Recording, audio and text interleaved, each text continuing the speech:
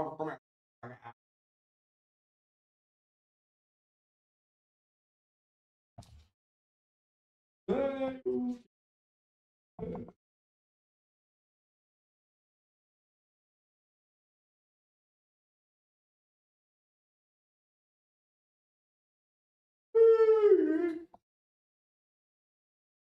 É mal que feio.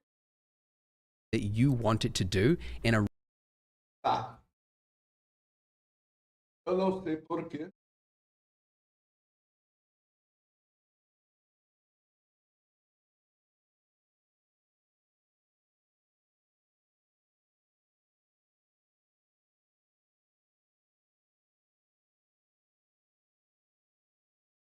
Tá, me deixa. Veras. Veras.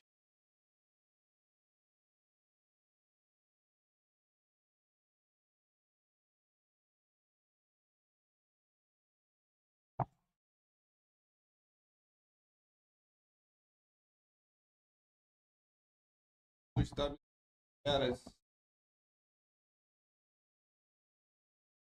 Veras chateadas.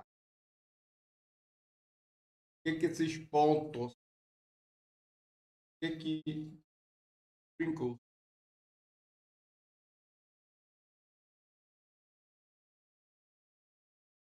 Mas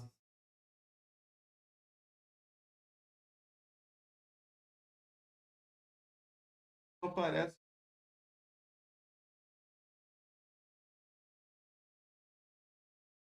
really flexible way. So it's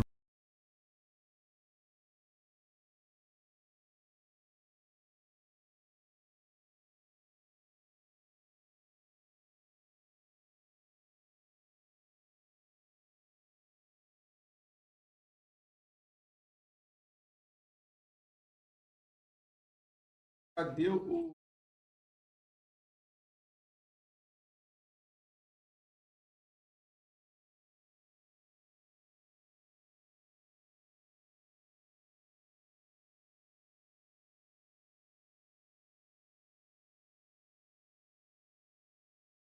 Ah,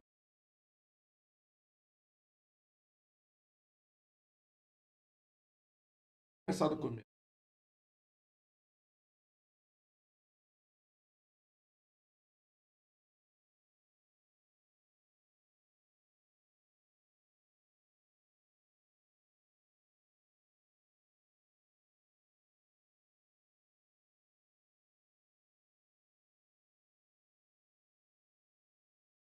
really powerful. And before geometry nodes, I mean, Blender was kind of limited in what you can do, but I'll throw some examples here. But Isso aí é muito in the bom. last 2 years since it's been in Blender, people have done some wild stuff with it. And most of this stuff really was just not possible in Blender before without doing custom scripting. So it's really opened up the doors. So it is a very different system, like it's a different way of working than just hands-on in 3D, but it's a really flexible, really valuable system. So any time spent learning geometry nodes, I think, is time well spent. So we want to do sprinkles, and to do that we need to first of all scatter some points onto our mesh. So to do that, hit Shift A for add, and then we're looking for point, distribute points on faces.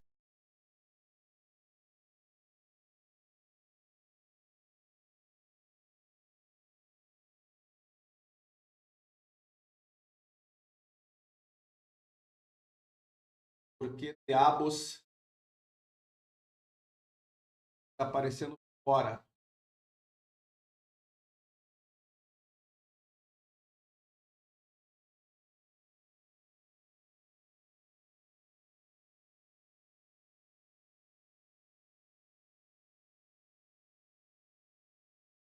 Okay, and then it's just going to put you in a placement state. And if you just mouse over that line there till it lights up, if you click, it's going to automatically connect it for you. And now you can see we've got points on our icing and a density value. Great, but you might notice the icing has actually disappeared. Ooh. Now the reason for that is we've told it, okay, take that icing object and convert it into points and then just give us the points back. Okay, so what we need to do is say, yes, we want the points, but we also want the original mesh. So we can do that by adding in a node that you use all the time, which is Shift-A, Geometry, Join Geometry. So you'll find this node in probably any Tá?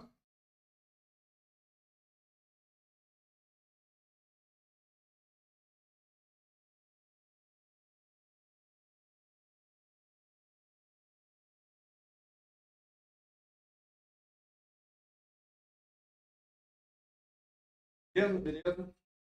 geometry nodes tutorial. Very versatile. So drop it in here after the points, and you'll notice this input here 9 horas eu tenho. Aqui.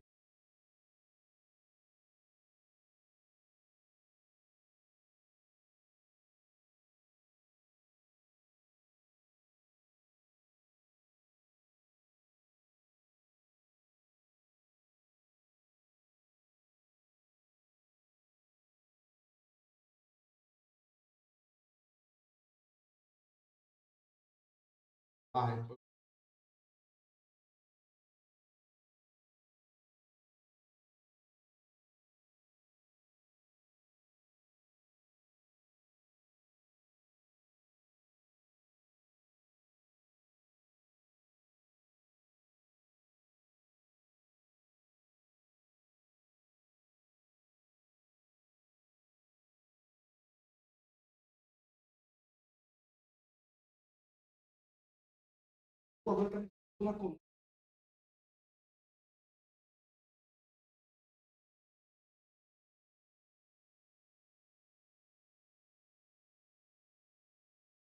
is a different shape. So normally inputs are circles or triangles or whatnot. This one is a long and elongated shape to signify that it can accept multiple inputs. So unlike these where you can only accept one, this can accept many. So what we need to do is take the output of our original mesh and then feed it over to here. And now we have both the original mesh and we have our points, and they're being combined together and then put into our output. Okay? Very cool. Awesome. All right. So if we were to give this a render right now, you would actually see nothing because these points don't physically exist. They just exist in the 3D space. If we want them to show up in the render, we have to tell it, what do you want to render them as? So for that, we need to add an object to be our sprinkle. So your sprinkle could be whatever. Aparece a porcaria da esfera dele.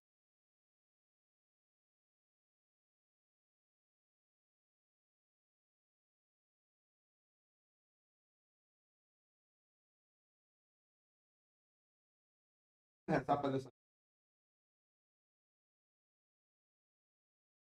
4.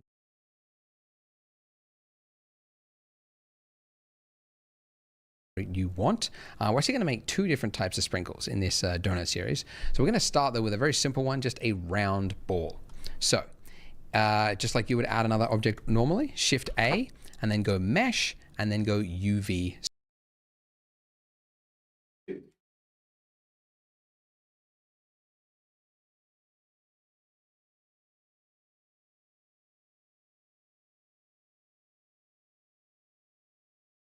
Pelo menos dessa vez.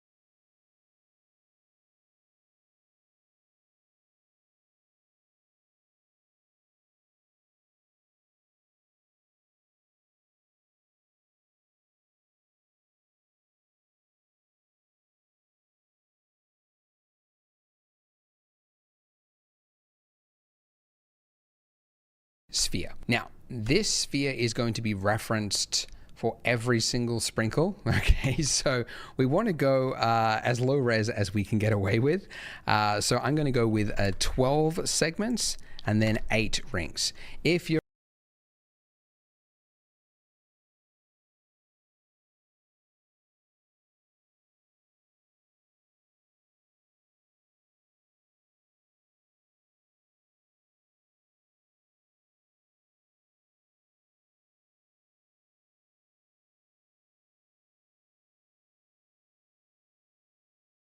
you're on a really slow computer and you think this is really going to suffer later on, you could go even lower, but I don't want to go too low because otherwise we're going to see that jagged edge because it's a rounded form. So I don't want to go too much lower than that.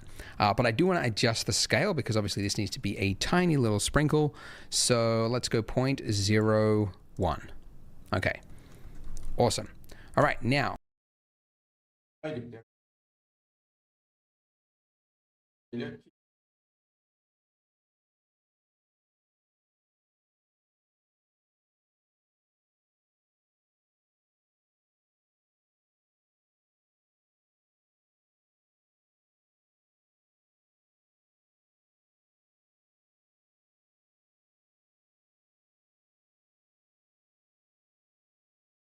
Tá do jeito que ele fez.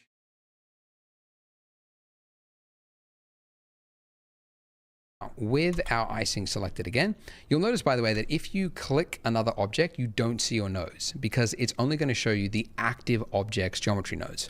So if you want the nodes to just be there no matter what, if you click the pin button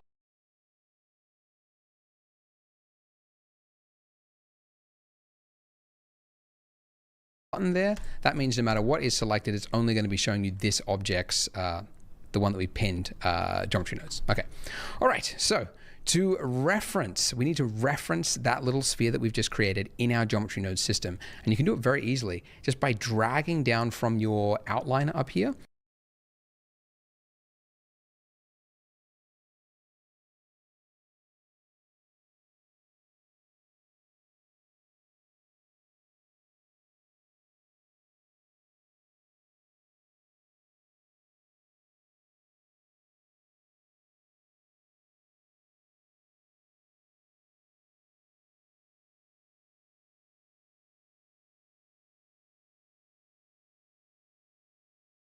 Just dragging it down into your geometry nodes and dropping it.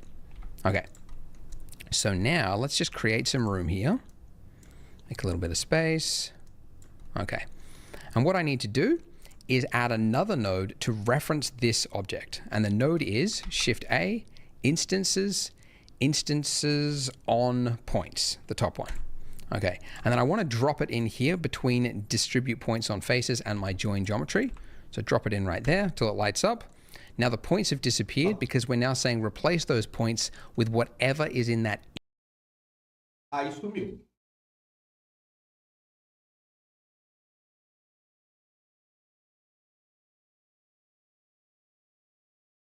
Instance input.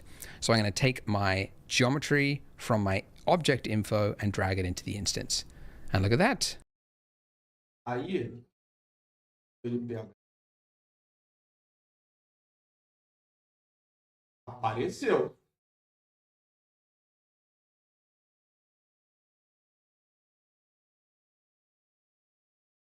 Por isso é um milagre. Que até então não aparecia.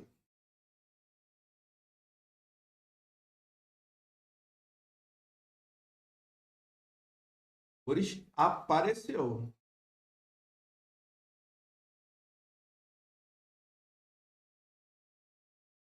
Não acredito.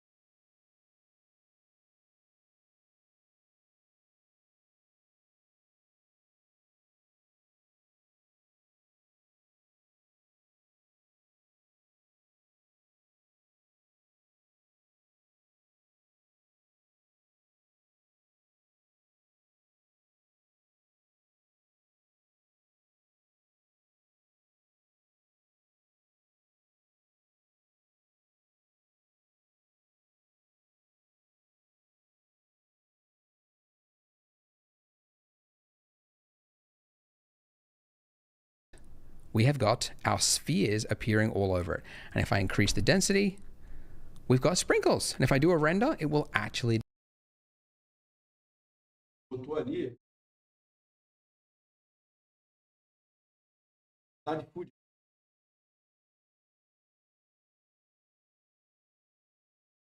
Tu botou um negócio. Eu peixe. Caraca.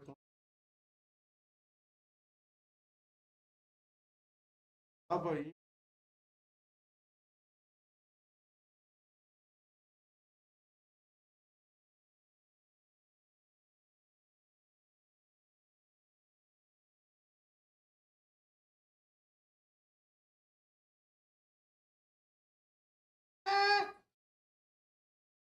Olha eles aí. Pinkles. Deve melhorar, não deve ficar assim.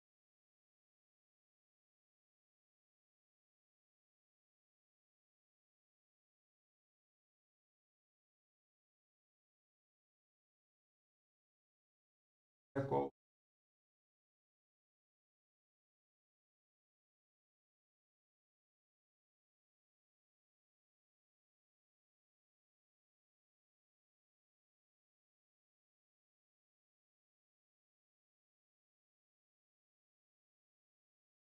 Parte.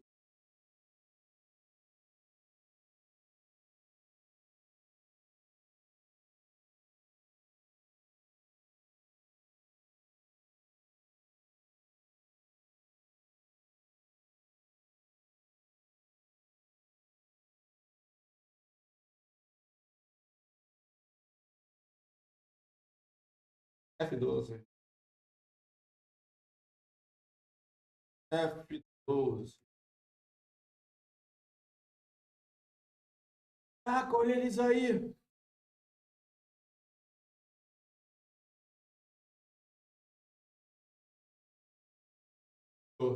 Muito bom.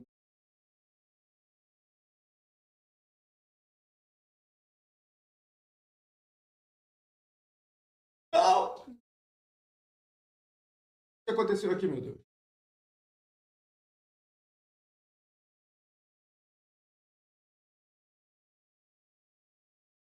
Vai. Como é que fica menorzinho?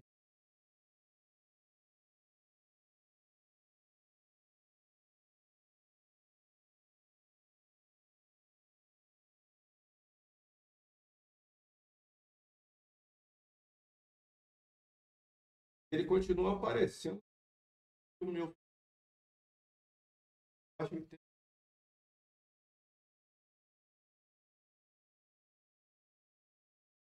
Próximo.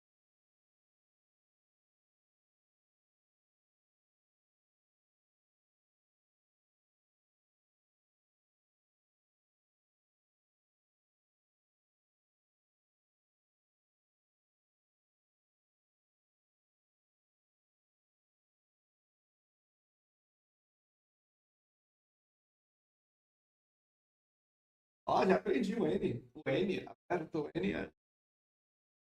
Ó,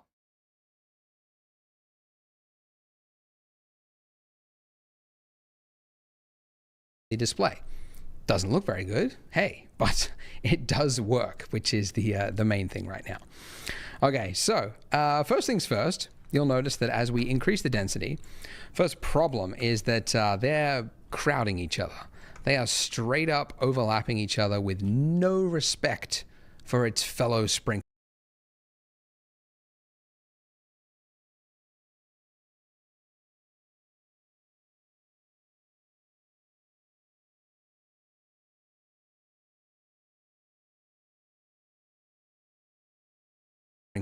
Right? Because it's just a random distribution. So we can change that by going here in our distribute points on faces, change it from random distribution to Poisson disk distribution. Poisson. What a name. Um, so it's changed, but that's isso aqui.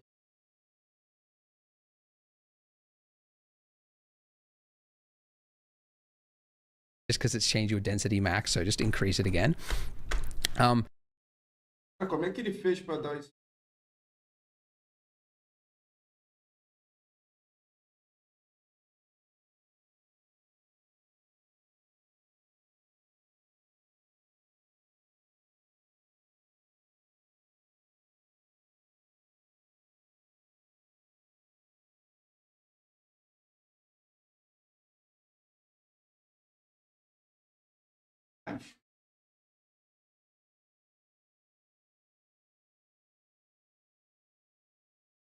Como é que ele fez?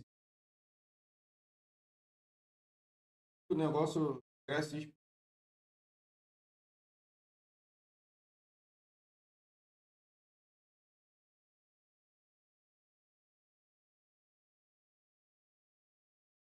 With this Poisson disk distribution, you get this extra value here, distance min. So now if we can set a low value, we can start to delete. It's almost like each one of those points now is going to have a little radius around it. And if it detects a point within that radius, it's going to delete it. So we just need to increase it slowly, very, very slowly, until we can't see them intersecting anymore. To about there, honestly. If you go too high, like if you really wanted to make sure they weren't touching, you go really high, but it starts to look like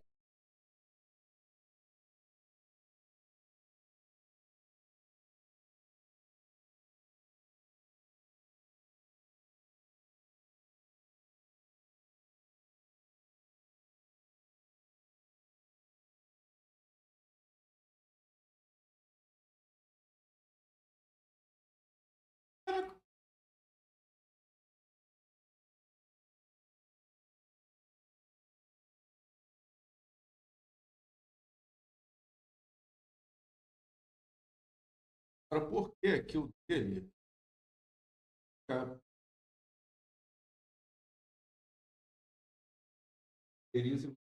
like too evenly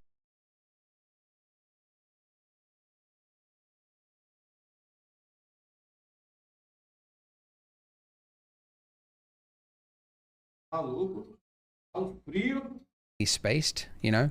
Like, yeah, it's not actually registering the other objects. It's like it's just doing this little radius thing, which just happens to be perfect for a ball-shaped object, but it's not like an advanced, like it's going to try to fill in all the gaps for you.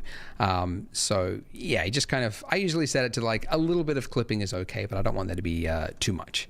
But let's go, yeah, something, I don't know, something like that.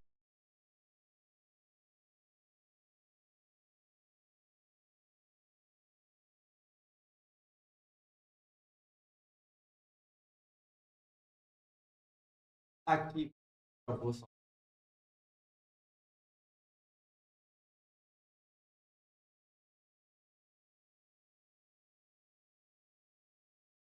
We'll actually adjust this later on. I'm just doing it just for this point. All right, a much bigger problem, if I hit Control Tab to go full screen here, if I look at my mesh, I've got sprinkles everywhere. And in fact, I've actually got sprinkles underneath the icing. And that's not good because it's actually going to put that in the render. Even though you won't see it, your computer is going to use resources to render little individual balls underneath the icing, which is not what we want, obviously. So, going back here, what we need to do to fix this is we need to do weight painting, okay? It's not texture painting, it's a special thing called weight painting. So with your icing selected, if you go from your object mode, you'll see one there. Tá, então tem outra parada agora.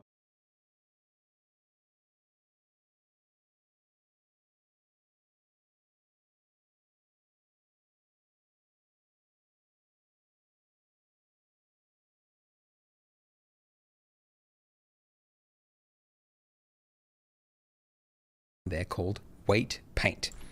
Now, your mesh will become blue, and weight paint is actually referenced in multiple parts of Blender. Like if you're doing rigging and animation, you would use weight painting a lot during the rigging step to assign values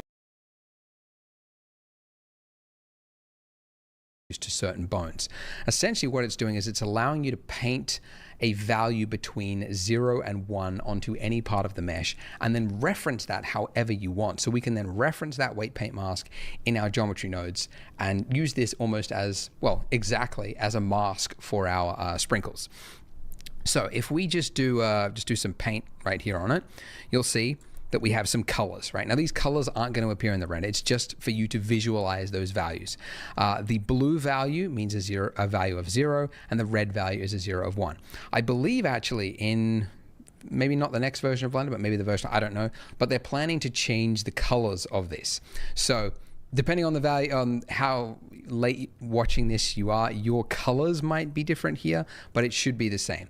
Essentially, you should have a brush of 1, and you should be able to paint from 0, which would give a blue value in this case, to a value of 1. So whatever is 1, whatever is red, is where our sprinkles will go. But you'll notice that this is not having any effect. Okay, so we need to reference it. Now, that weight paint that we just did is actually, if we go to our data, Falou que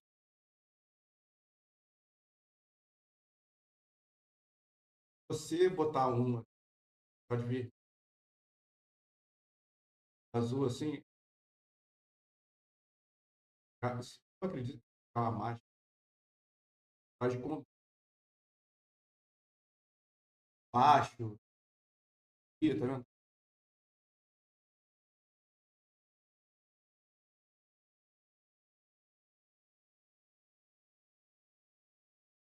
tab here, it's actually a vertex group. Okay, so that's where that paint went. So you could actually create multiple weight paint types just by like creating them here. But we've just created one and it's added one here for us. So we can give it a name by double clicking it, and let's call it Sprinkle Mask.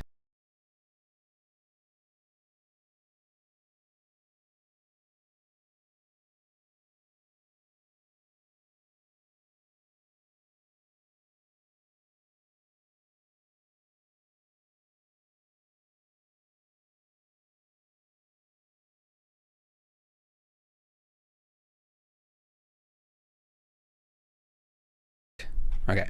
In fact, is it a mask? It's more of a density.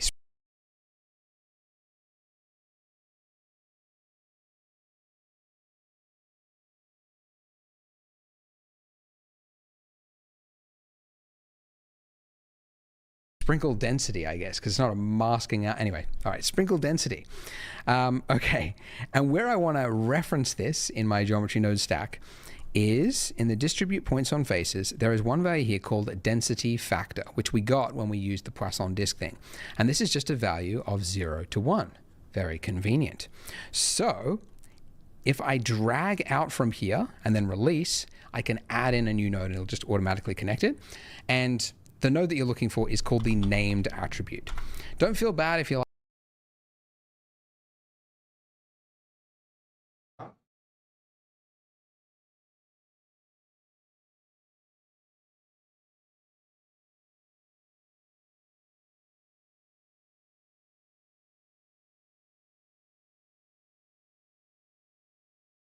like, well, how would I know that it's called the named attribute? Because it's called vertex groups over here.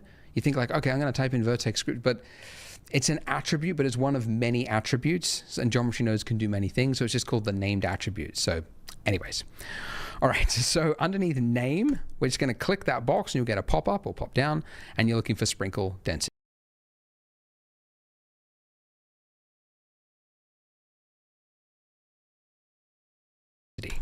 And there it is. Haha. So now going back into weight paint mode, we can act like an artist. Agora eles aparecem. And put the sprinkles wherever we want, sprinkles on our donut, which is really cool. So sprinkles are typically, they're like on a plate, and then the wet donut with icing on it is just like dabbed onto it.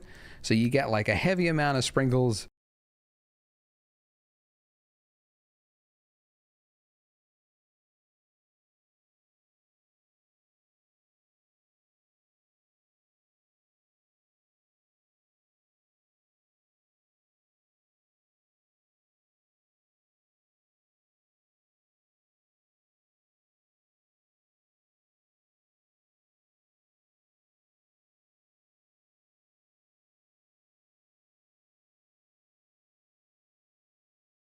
Right on the top like that, and then less around the sides.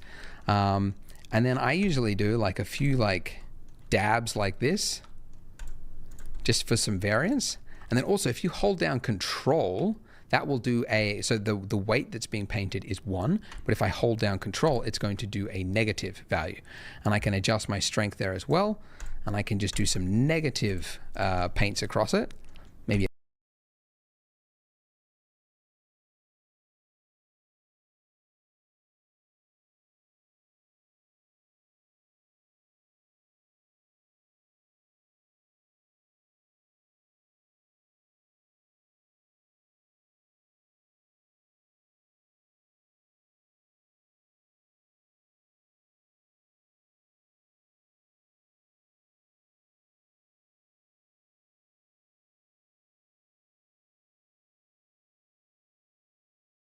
quatro.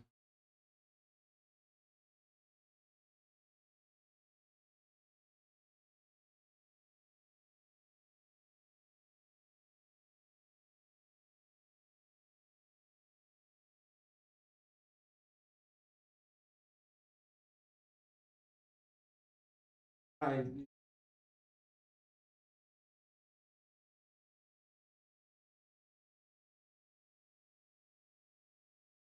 Be a couple here as well.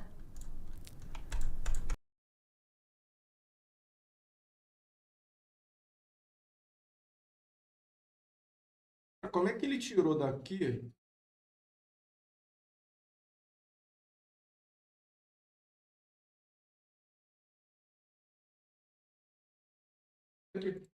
And I'm trying to deliberately make it look choppy because I find that if you make it look too like uniform, then it just looks very boring. And Ó, quando ele mexe aqui, ó, não bota mais, ó.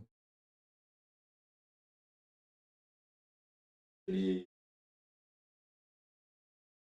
artificial. Because the real world would have more sprinkles collecting in certain areas than others, right? Maybe it's just like wetter on that part, right? So more would stick to it.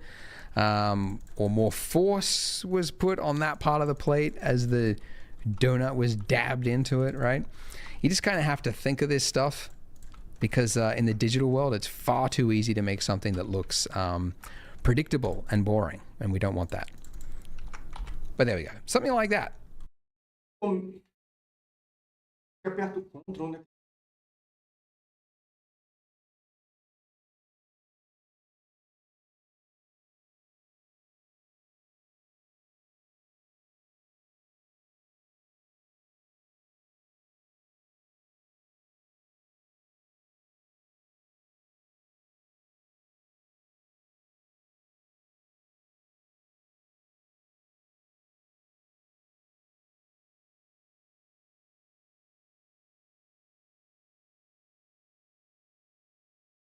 Beleza, capial.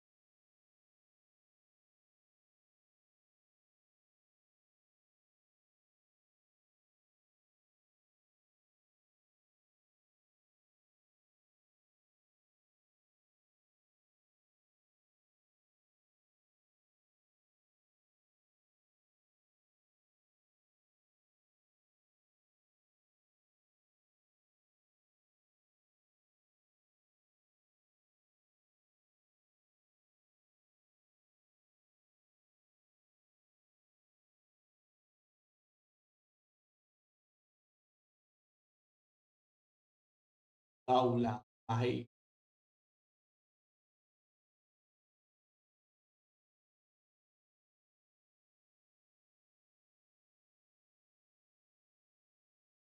Aula. Aula.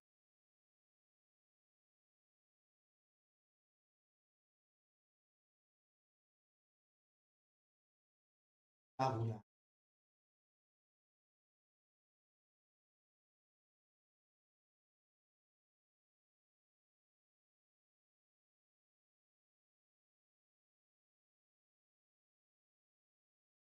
Tá saindo! Tá saindo!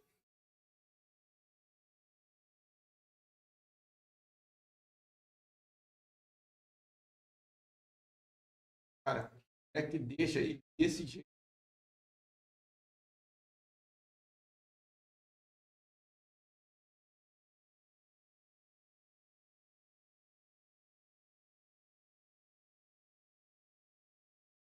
Quero que fique desse jeito.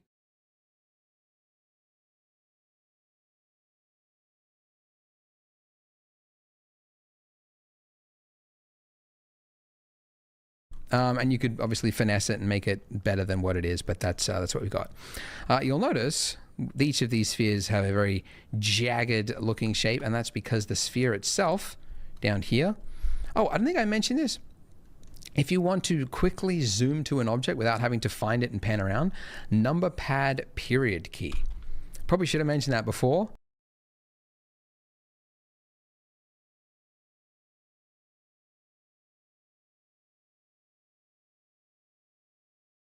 Qual é essa. Quem é essa que ele falou ali? Quero tocar na esfera.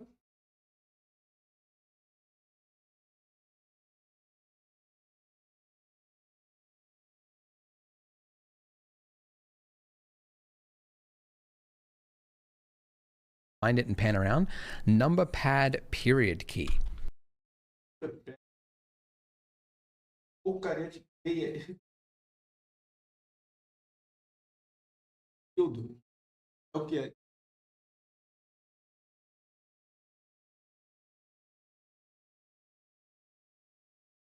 Não.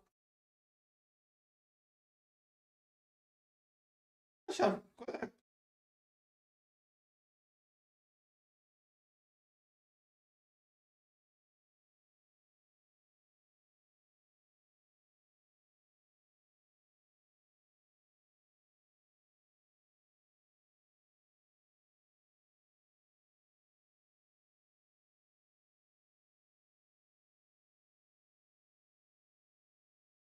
Ponto.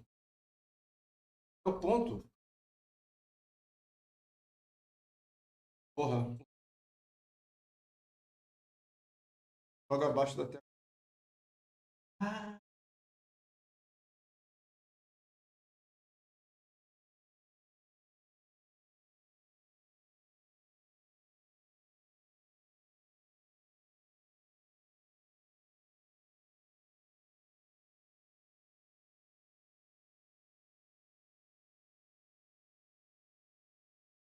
Agora entendi.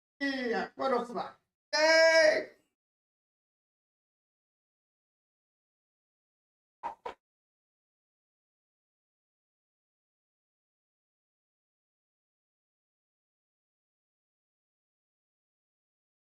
Ponto. Probably should have mentioned that before, but haven't really needed it because we have not worked with that many objects. But that'll focus to that object. If you're on a laptop, by the way, if you hold down the tilde key, that'll bring up this section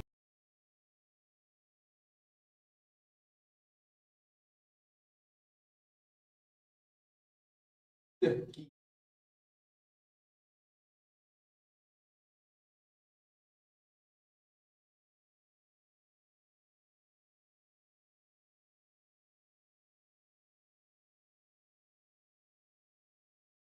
É o tio.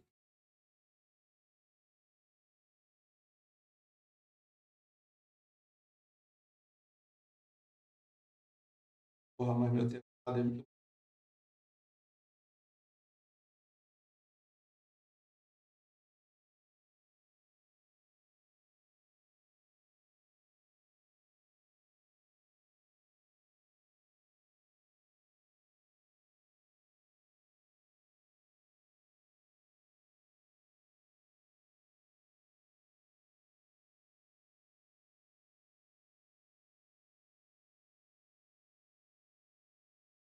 here, and then you've got view selected right there. So Ah, tá dando mesmo.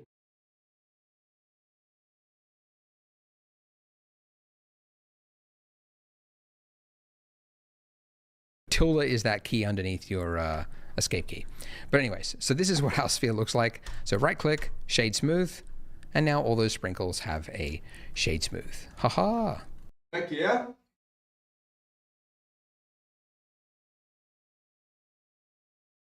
Shade smooth, and now all those sprinkles have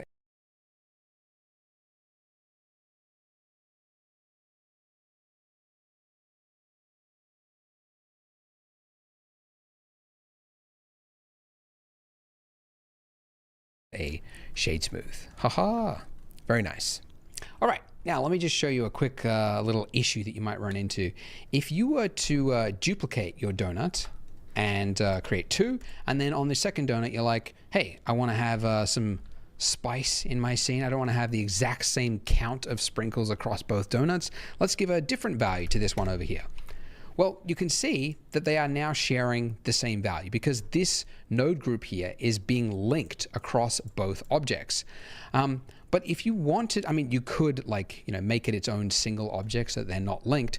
But if you wanted everything else to remain the same, so that let's say you change the sprinkle at some point, that's preserved across it. But that one value you want to be different across multiple objects, you can expose it.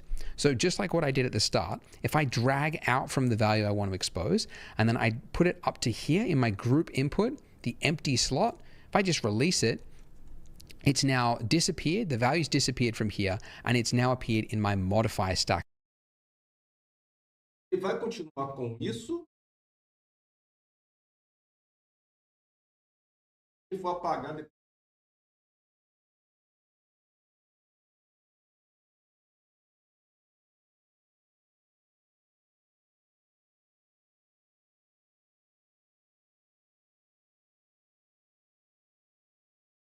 Now, let me just show you a quick little issue that you might run into. If you were to duplicate your Vai falar, será que ele vai apagar tudo?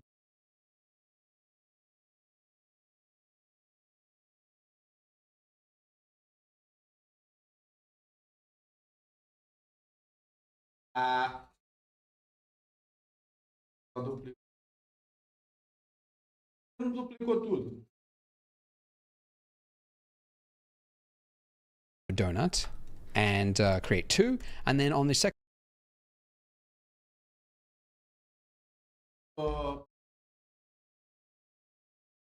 Faz sim. É tudo.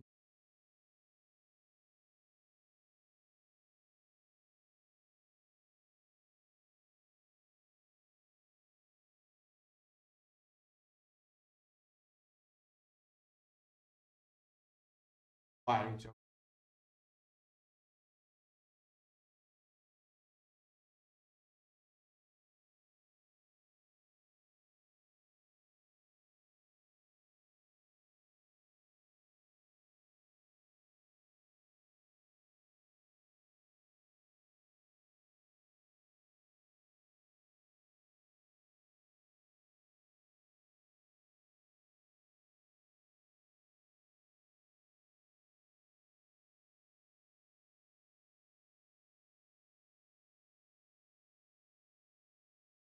Não.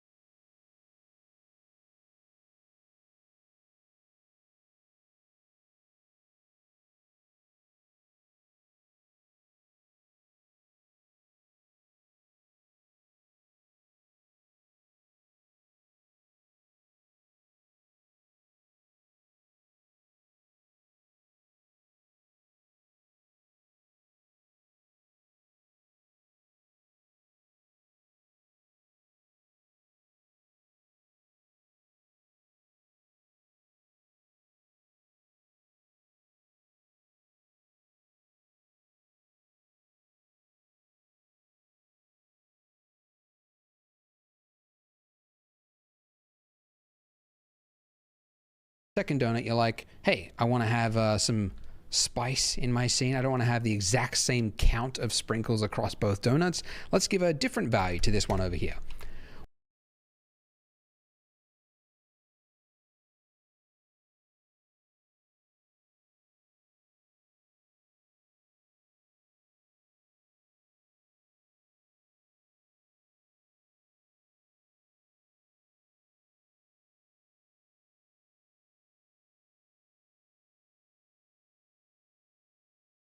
Well, you can see that they are now sharing the same value because this node group here is being linked across both objects.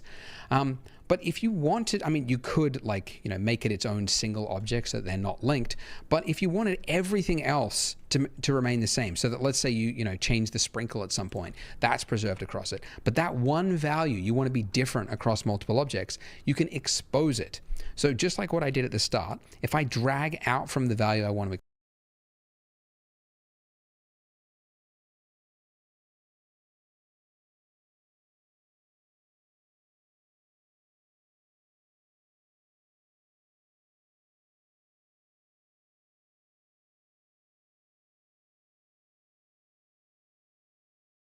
Vai para o outro.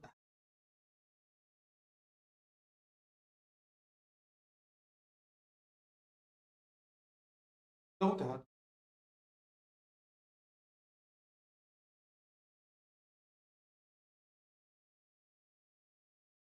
expose, and then I put it up to here in my group input, the empty slot.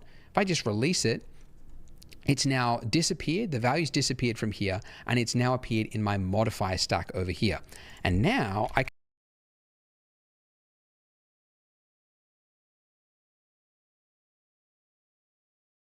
can put in a different value. So this has now got a value of 2000 and this one is 500. Ah,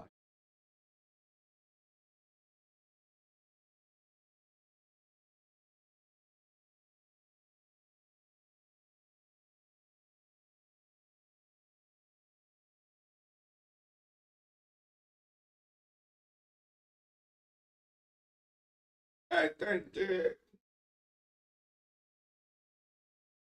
So essentially, by dragging it out and exposing it, it's essentially removing the value from this node setup and saying this is its own separate thing, which is independent per object.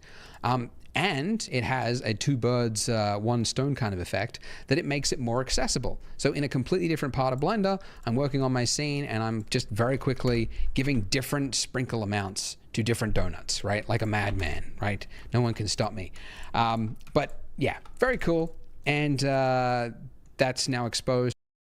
Porra, ele é muito rápido, mano.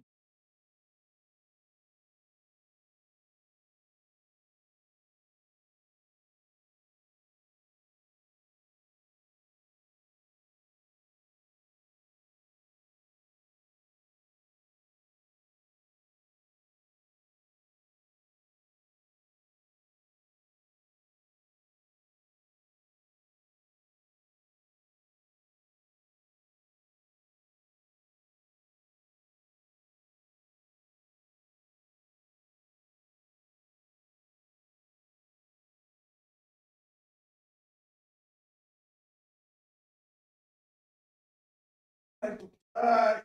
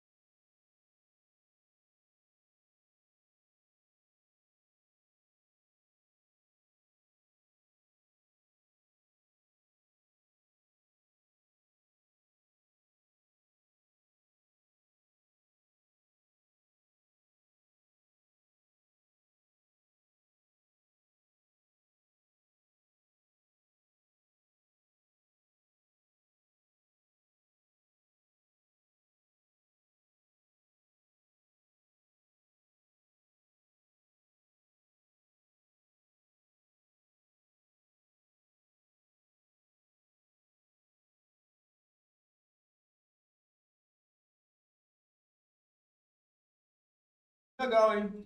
Sprinkles.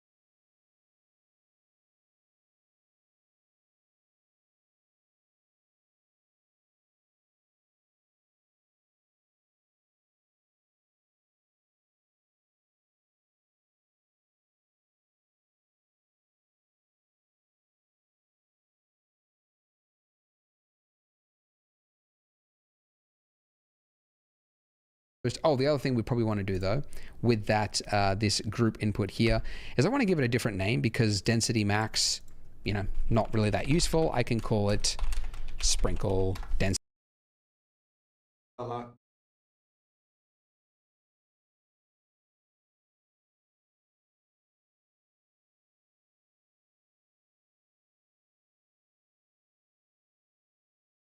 Ah,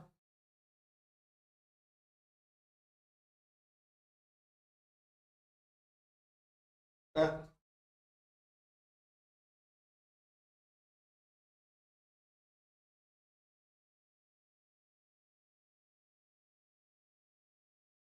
With that this group input here is I want to give it a different name because density max, not Ah, tá.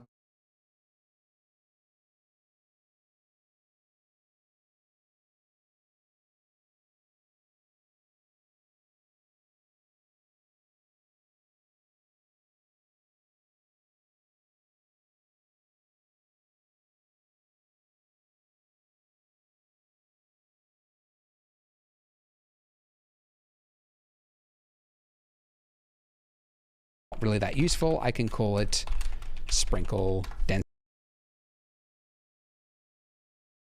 density, right? So now it's like a fully customized little node group that I could drop on any object. I could be building a car in the future and I'm like, it needs sprinkles.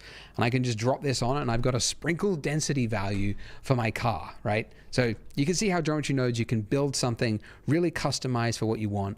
Ou seja, posso usar essa configuração aqui que existe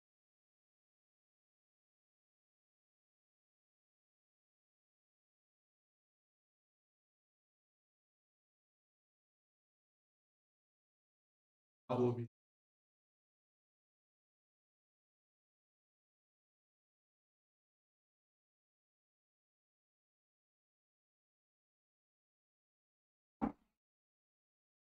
Maneiro, maneiro. And then it's just readily accessible every time you need to use it. Awesome. Now, one issue that I will show you with this, and actually it's not specific to Geometry Nodes, but this entire time for all these videos, we've been building a donut which is too big. So if you hit N in your properties, oh, that's the polygon thing, you can see the size, the dimensions of your donut is 1.2 by 1.2 meters. Sacas. Out. Aqui.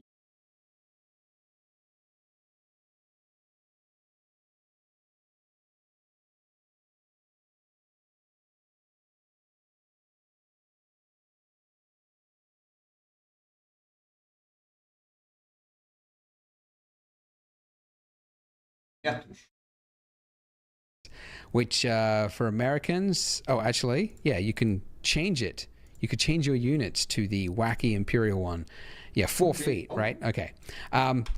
Which is way too big. Okay. Now, why does it matter, right? Because, like, okay, if you're looking at this, how are you to actually know that this is 1.2 meters rather than the regular size donut? It doesn't actually matter yet, but when we get to like rendering with depth of field, or maybe you want to import other objects from other scenes, having a value that is actually true to the object will save you so much time, and it'll also make it so that your camera settings, etc., are actually correct. So that bit is very important. So essentially, we should resize this. And really, a real donut is about 12 centimeters, which is exactly 1/10 of what we've got right here. So if we select everything in the entire scene, which you can do by just hitting A for everything, I don't know, A for all, yeah, that makes A porcaria do ar.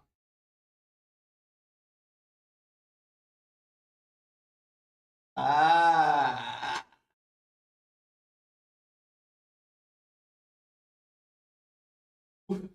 Já sabe que ele fez a brincadeira de age everything.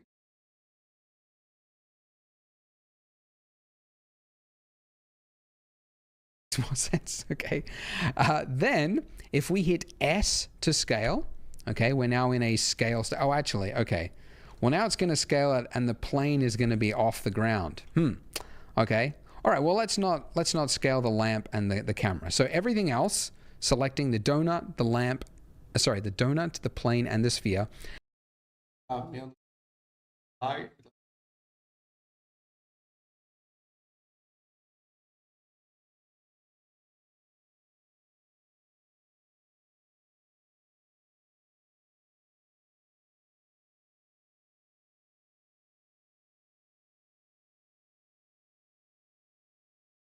Then S, and then I want to scale it by exactly 10%. Now, how could I do that? Well, if you look in the top left-hand corner, you've got the values there. And if I went to 0.1, then it would be exactly 1/10 of what it was.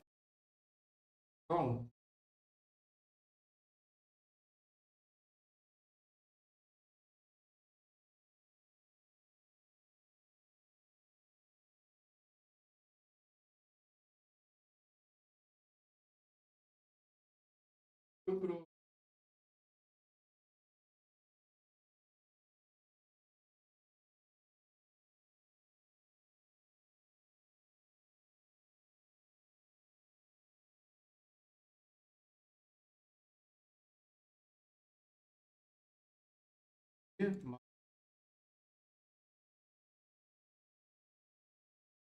S.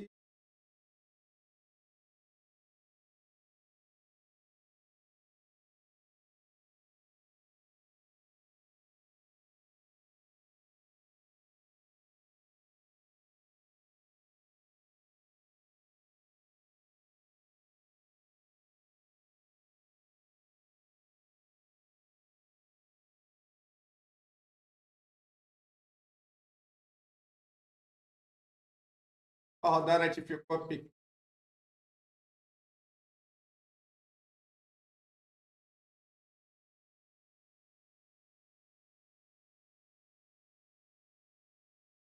apertar, né?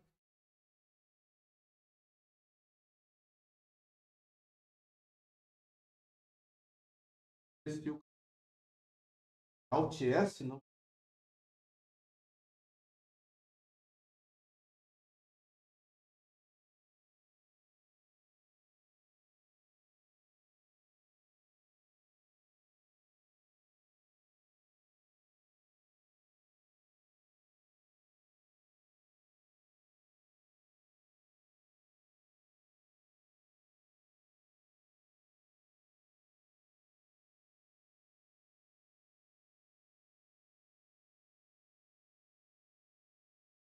Caraca, agora eu não. Dá zoom, né?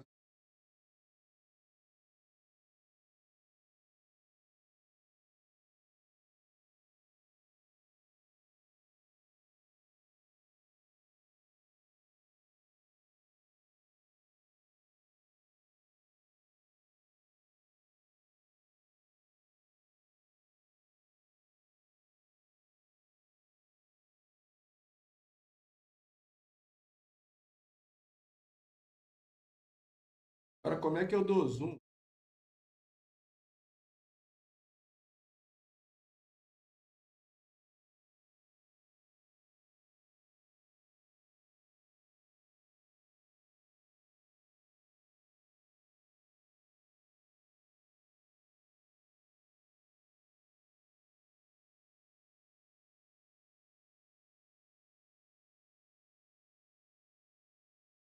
Logo, não. Volta pra...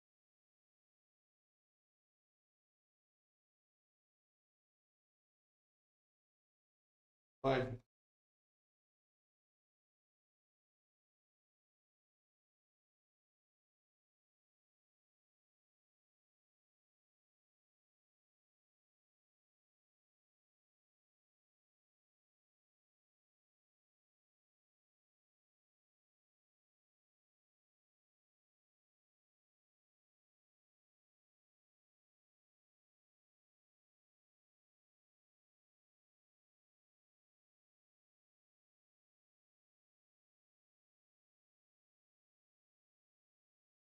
É,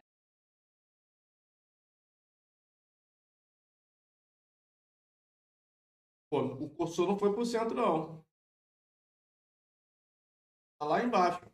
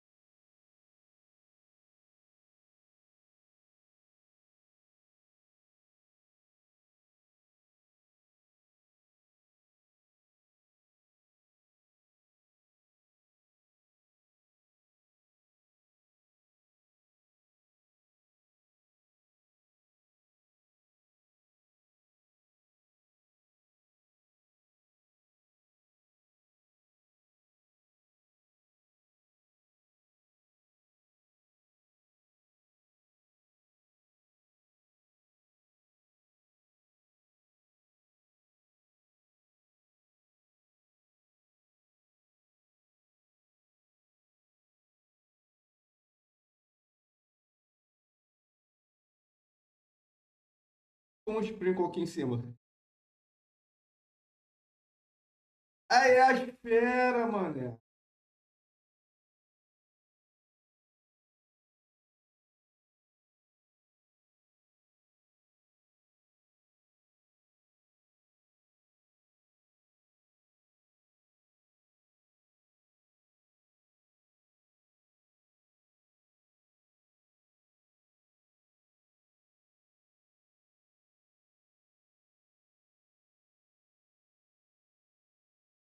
But how can I get it exactly at 0.1?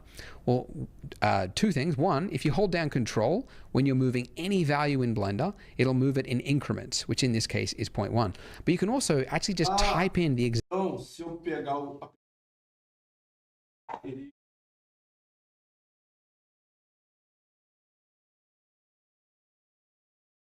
Olha, eu tava tentando. Olha, eu tenho que levantar meu filho daqui a pouco.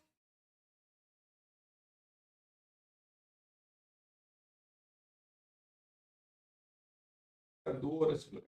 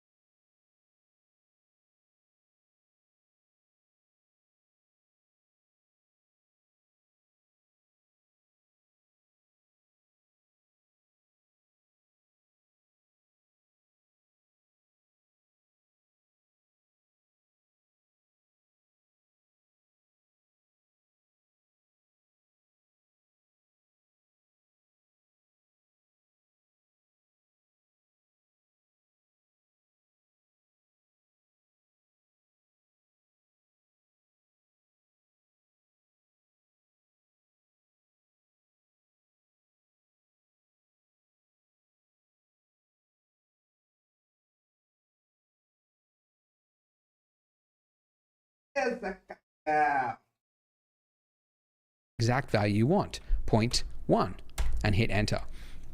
And now, if we look at the size of our donut, click N, hit N, you can see it's point.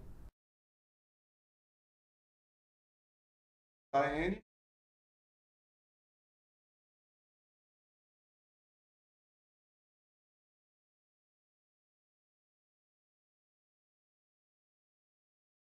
Cadê o negócio aqui, mano?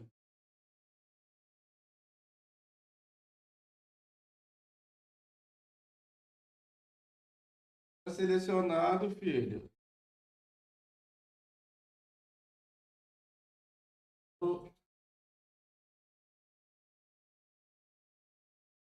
Donut.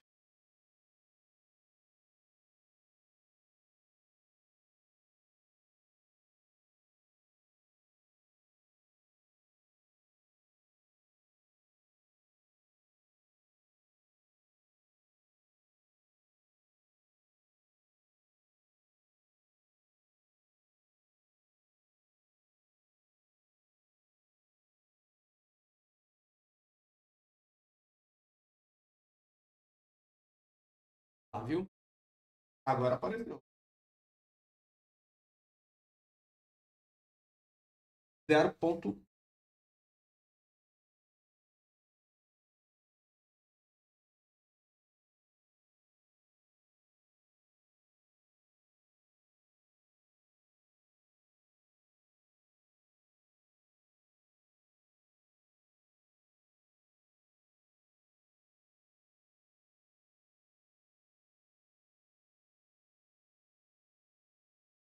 Pra ficar 1-2 meters or centimeters, you know. Anyway, and that's great. But there is a problem. What you might notice, I mean, there's Caraca, tudo tem um problema, mano. Tem um problema, mano. not a problem now, but when you change the scale or the rotation of an object, actually, it's only changed its what do you call it? Its local scale. It hasn't actually applied it on a global level yet. So the sprinkle here and the donut have actually got a like pretend value. This scale is set at 0.2, and it's almost like it's saying to the scene, that's not its real scale. It's just been faked to be that size yet. It needs to be applied if you want to like confirm really that this is the true scale or rotation of the thing. And you do that by selecting the things and then hitting Control A and then applying Você falar que isso aqui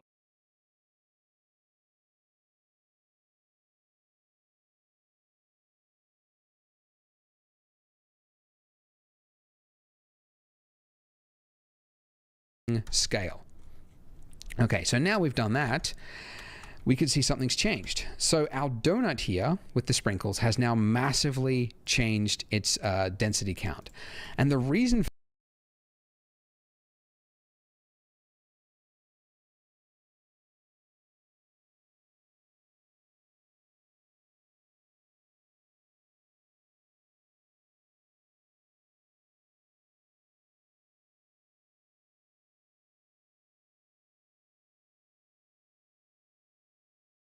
Eu For this is that if we go geometry nodes again, let's zoom in here.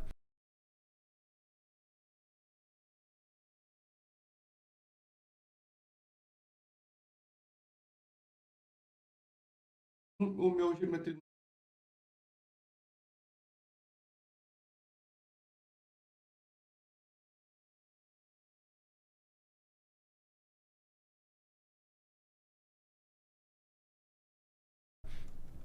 Let's look at it with this. This density, this sprinkle density, is actually not the count of sprinkles at all. It's the density in relation to the whole scene. And the way I think of it is like, okay, it's a weird visualization, but if you've got a car and it's driving along a highway, right, a certain amount of bugs are going to hit the windshield, okay?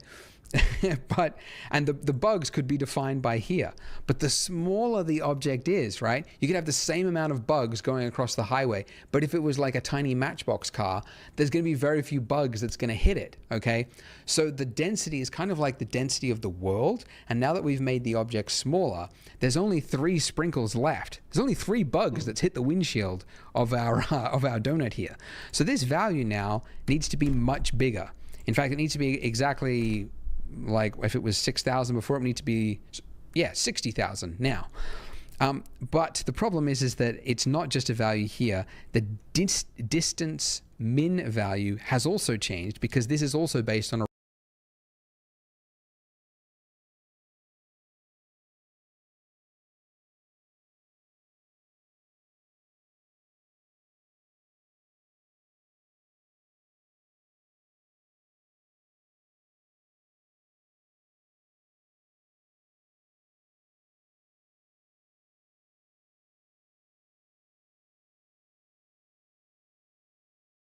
tá aparecendo.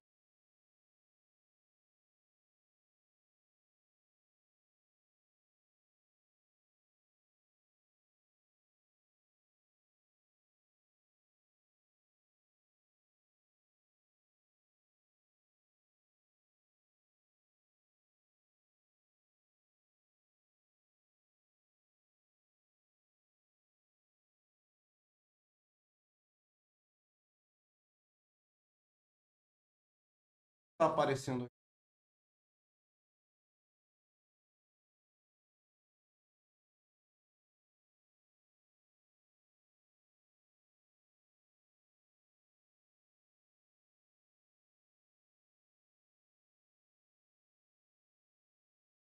Eu tenho que botar meu irmão, meu filho rapidinho.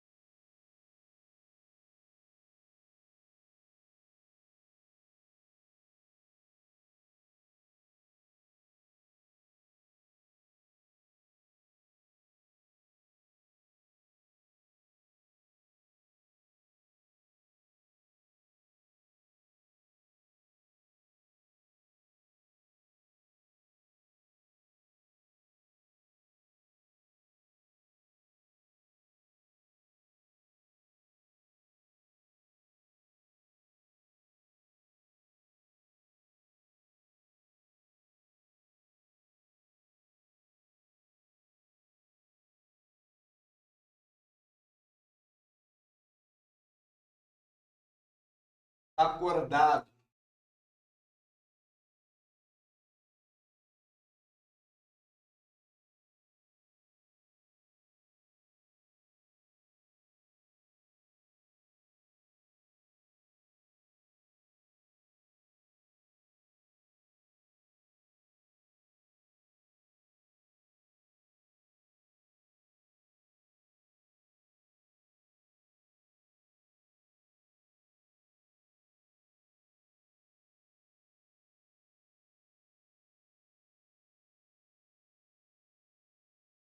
Agora eu quero saber por que meu geometria está aqui ao dele.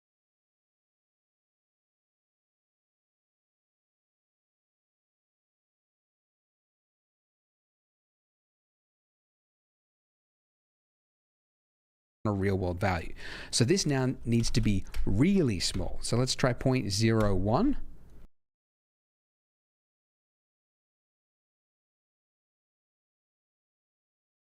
Muito mínimo.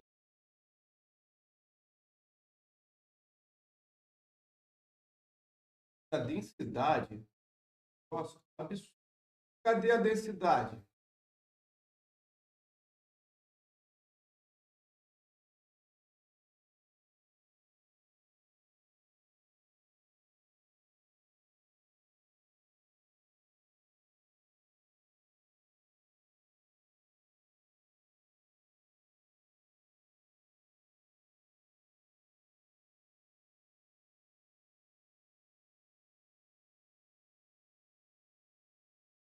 Na hora me aparece um.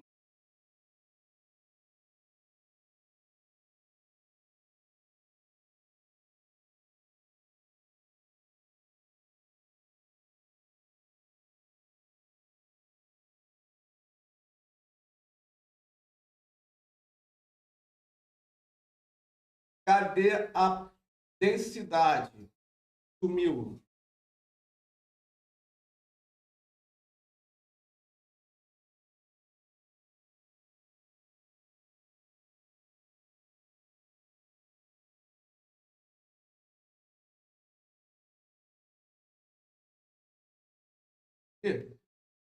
Ela não está.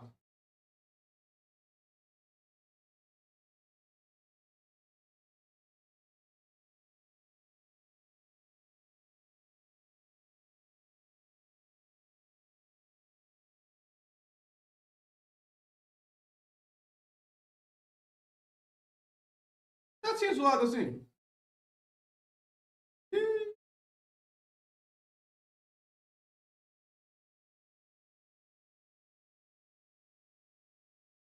Deve parar, né?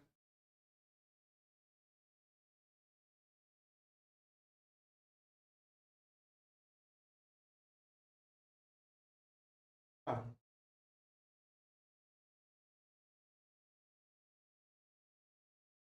deveria aparecer aqui.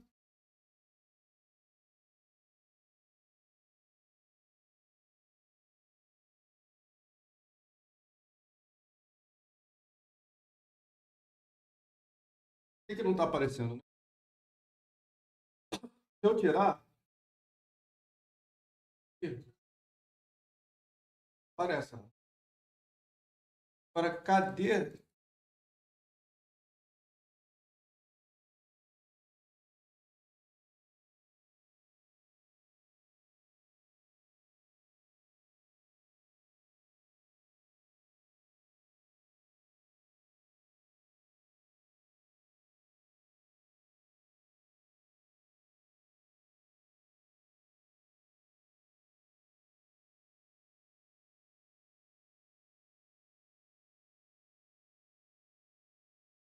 Algo.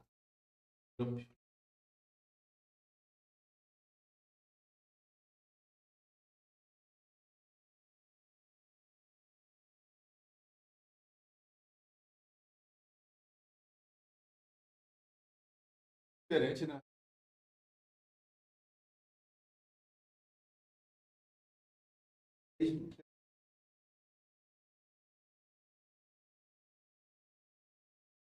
Deveria aparecer.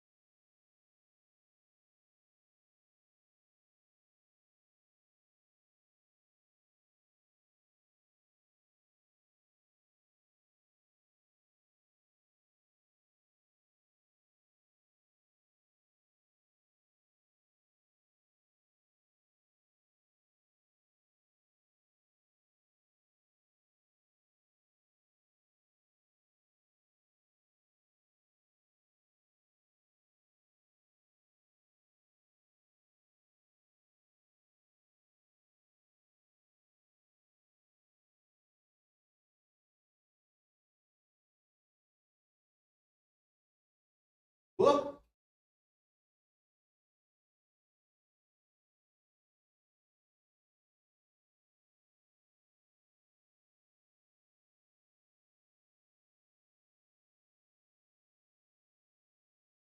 ah, pô, mas se eu aperto o PIN aqui, ah, pô, mas peraí. Vamos lá. Se eu aperto, doideira.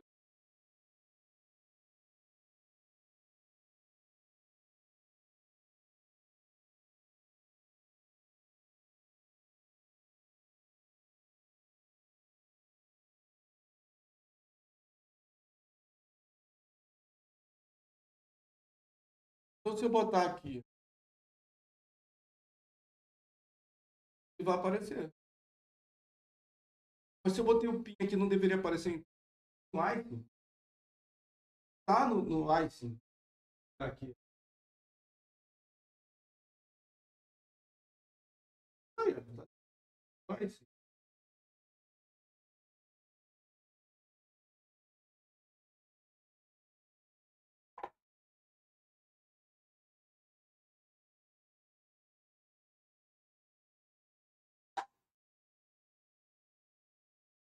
Tem marcado não. And that's actually pretty good, I think. There's a little bit of overlap, but that's roughly kind of what we want. And let's see if I can increase this. Yeah, so if I want this density to be really dense, yeah, I would have to increase it to a crazy number. Botei 50.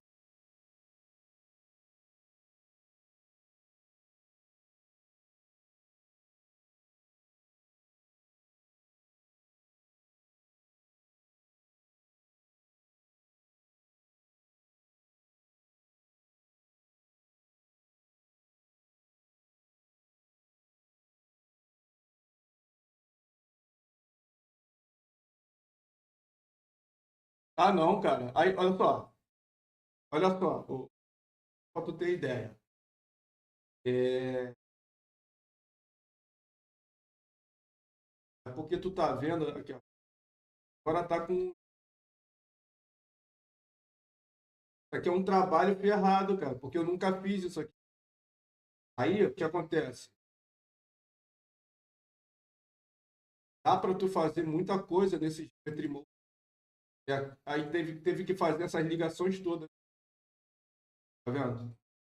E aí,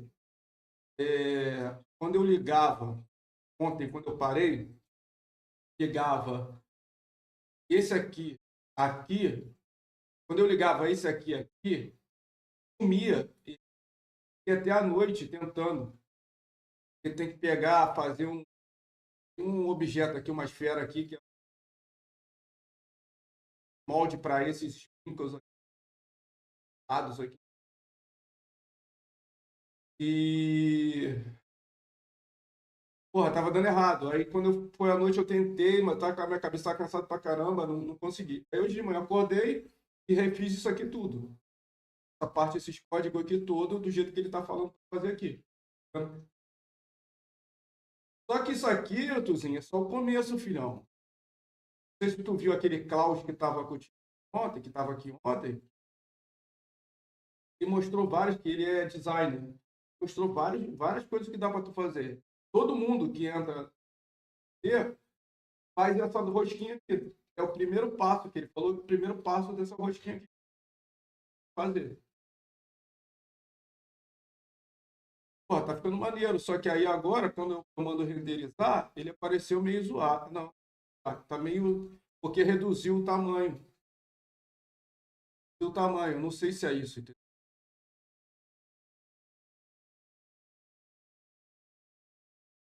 É muito complicado, cara, porque tu viu isso aqui. Eu vi um vídeo ontem, cara. Agora tá aparecendo várias coisas para mim, né? Um cara pegando um boneco e fazendo uma calça pro boneco. Caralho. Aí, Ele pega, um cara faz, aí faz um quadradinho assim na perna, na outra perna, vai ligando, sabe? Era noob versus profissional. Aí vai pro profissional. Maluco, o cara faz vários códigos aqui, aí tá lá quadradão, aí faz o quadrado nas duas pernas, corta embaixo, aí vai modelando, não sei o quê. Do nada aí ele vai botando os negócios aqui para puxar negativo, foi meio que eu entendi. Quando ele termina, cara, o negócio assim, pum, na perna do boneco.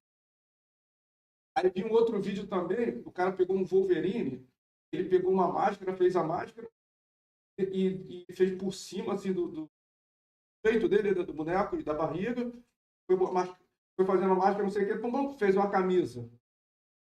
E tem uma parte do vídeo aqui que ele mostra meio que dá para fazer com 1h59 a parte aqui que ele mostra, não sei se dá para tu enxergar aí. Uma parte que ele mostra você entre nodes aqui, né? Um boneco dando tiro, a árvore balançando. Dá para tu fazer aqui, não é? É complexo, cara. Eu tô com quase 2 horas aqui, ó. Vou levar o cabeçudinho ali para minha prima. Enquanto ela é explicadora dele. Mas eu tô com 2 horas. Tu imagina? O negócio vai até 4 horas, filho. Olha lá como é que fica no final. Não sei se dá para tu enxergar aqui. Tá, um prato com vários nuggets em cima. Donut. Vários donuts em cima.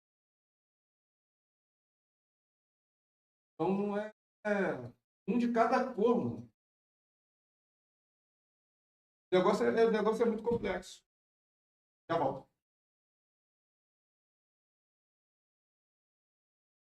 Mas ele não tá igual, não, mano. Bem diferente. Botei o chãozinho aqui, ó.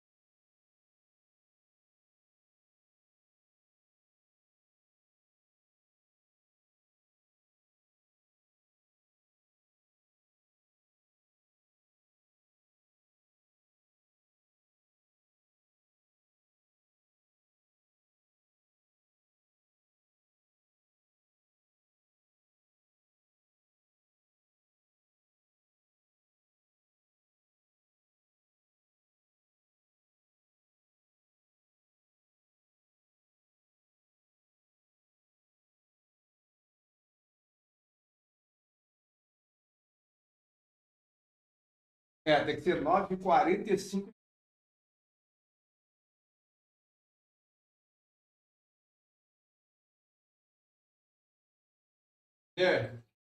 Tá.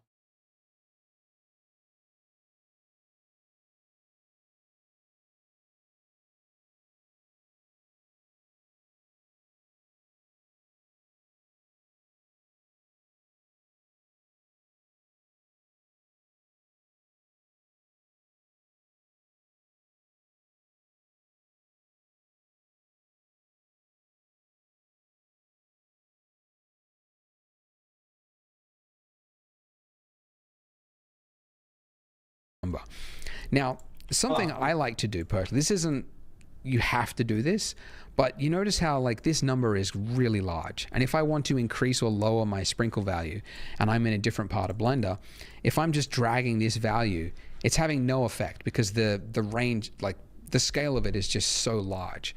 So what I actually do is I set it to a value that I think makes sense, which in this case is 200. And then whatever the value was before, it was 200,000, right? I do a math value inside of my geometry node setup between here and here. I do a math calculation to multiply that by the value that it needs to be. Aí ele vai fazer. Olha que doideira. Aí, o que ele vai fazer aqui? Vai criar, acho que entendi, ele vai criar um outro nodo aqui para multiplicar essa parada.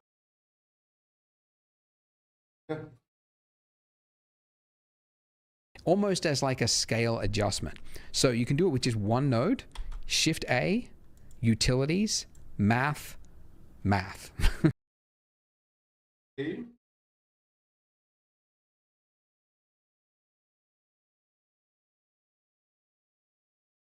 Math. Bom. and just drop it in here. Now the math, I said I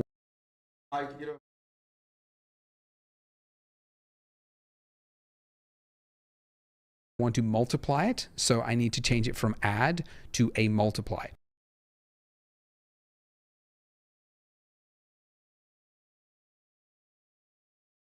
And math is the most versatile of any node. You can do all sorts of stuff, but multiply. So multiply, and it was 200,000 before. So if I want this value 200, then I just add 1,000. Yes, that's correct. Okay.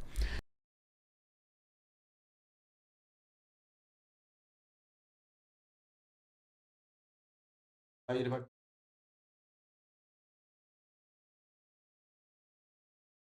Porra, maneiro, viu? So now I can very quickly change the scale of the spring. Pô, aí maneiro, é maneiro. Porque ele pode pegar aqui, ó. Uau.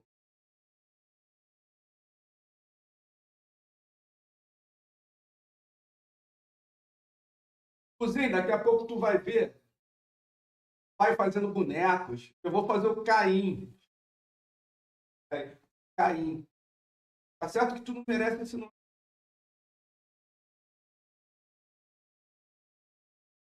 Ih, mano, tá na hora, peraí.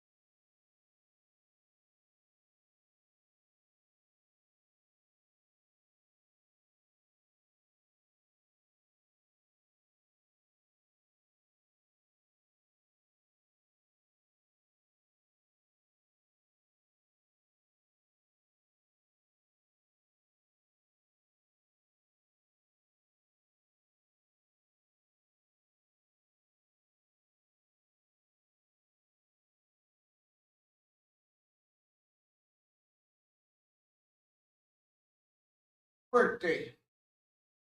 Daqui lá no...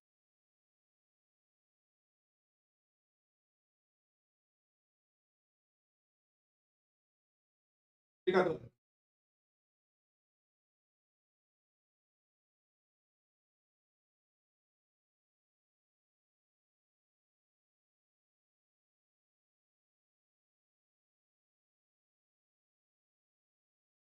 Sprinkles across the donut without having to like manually type in the value. I can just move it back and forth. And there you go. So that's it. So we've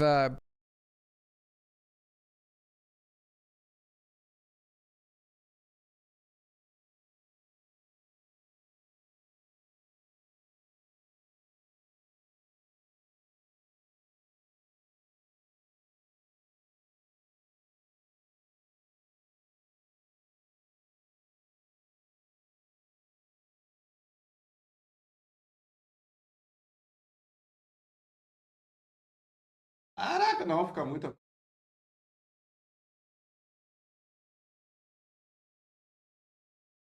travado no...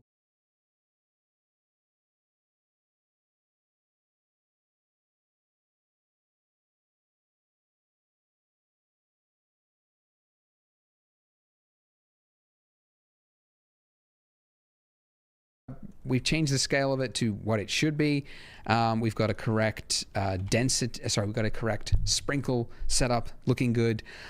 In the next part, we are going to be adding long sprinkles to our donuts because this round one is okay. And I originally was just going to go round to try and keep it simple, but there's also, I don't know, the long sprinkles just look way nicer. But you do have to do some... Está aí, Tuzinho? Olha aí como é que fica. Olha como é que vai ficar no final. Olha aí. Vendo? Assim, ó.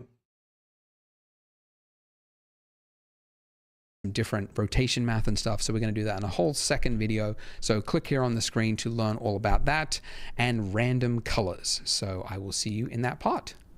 We've got round sprinkles. Why not long sprinkles? It'll be more interesting and it'll enable us to learn some new techniques about Blender, which is what this whole series is about. So first things first, we need to model those sprinkles.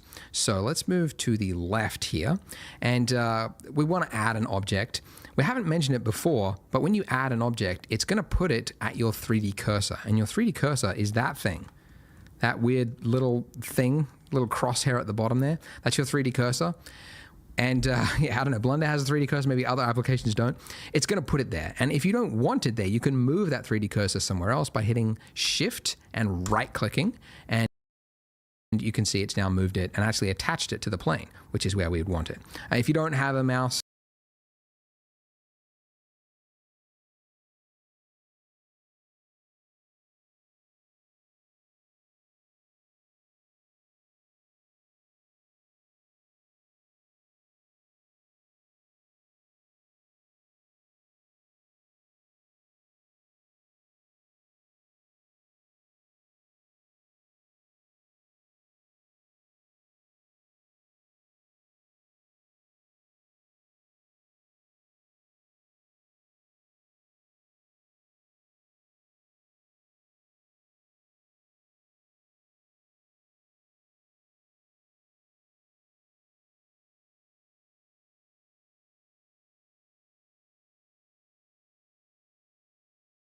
Entendi.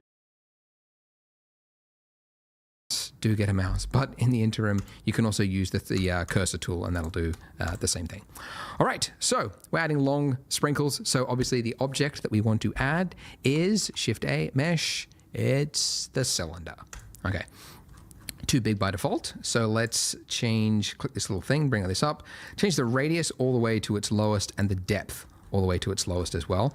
And the vertices, that's the like the resolution, right? Oh, we'll fix that in a sec. The resolution would be way too high at 32 to be scattered on an object. So let's set this to 12, and that'll be just enough that it won't look jagged and it'll look smooth. Okay, great. Now I'm going to move this up just so it's above the plane, Z. Okay. Now this problem that you have, if you go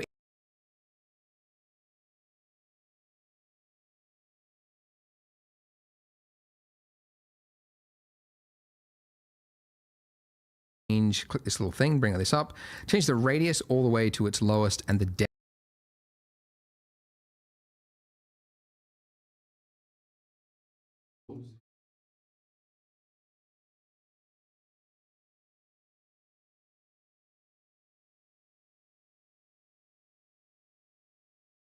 It's the cylinder. Okay. Too big by default. So let's click this little thing, bring this up, change the radius all the way to its lowest and the depth all the way to its lowest as well. And the vertices, that's the like the resolution, right? Oh, we'll fix that in a sec. The resolution would be way too high at 32 to be scattered on an object. So let's set this to 12, and that'll be just enough that it won't look jagged and it'll look smooth. Okay, great. Now I'm going to move this up.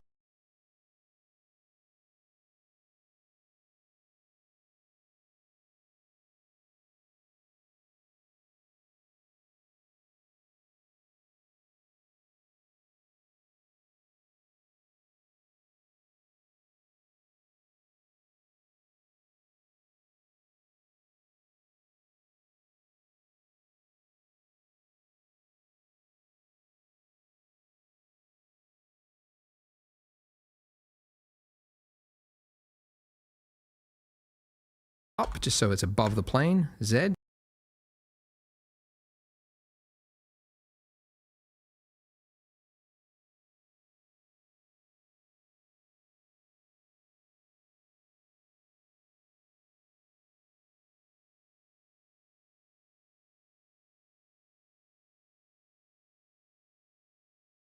Mudei.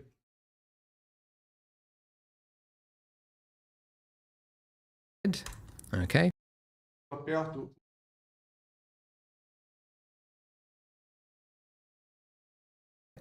Now this problem that you have, if you go in too far, it disappears. The reason for that is that Blender has a clipping start value. And because we're working at such a small scale, we've got sprinkle-sized things now, it's too small and it's clipping it out. So if you hit N and go to your View tab,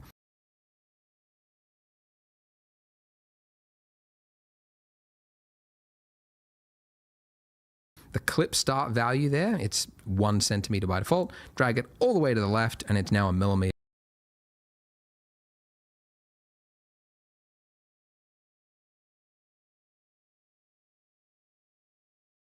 And it will have fixed that. I don't know why it's not the default. Like maybe somebody can tell me why is that not the default value? Maybe there's a reason, but to me that would make sense because then you never have this problem. I don't know any disadvantages. So anyway, we've got the base of a sprinkle. Need to make it long, so tab into edit mode.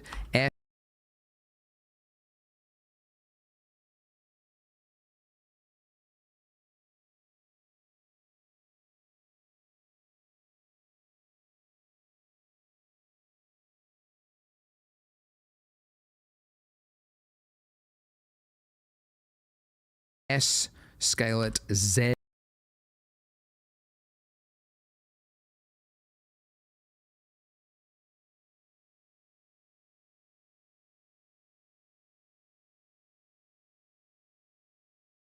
Meu Deus!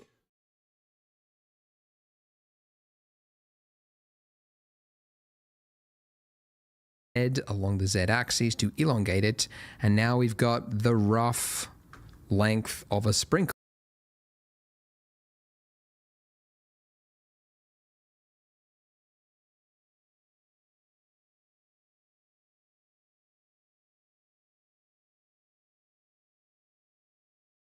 Mano. Ah.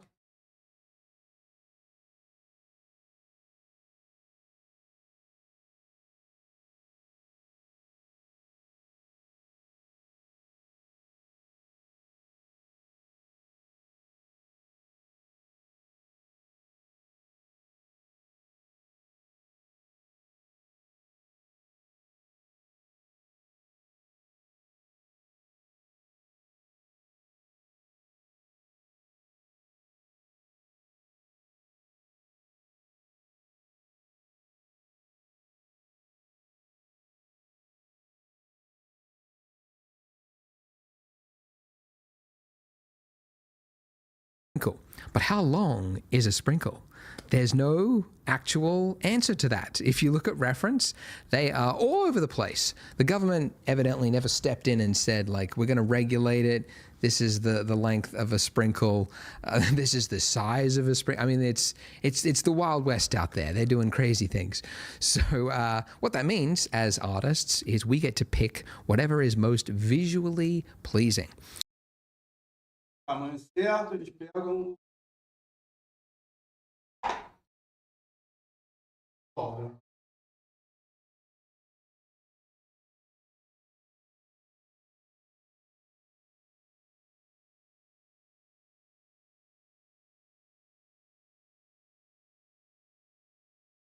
And I like the ones Fala, galera!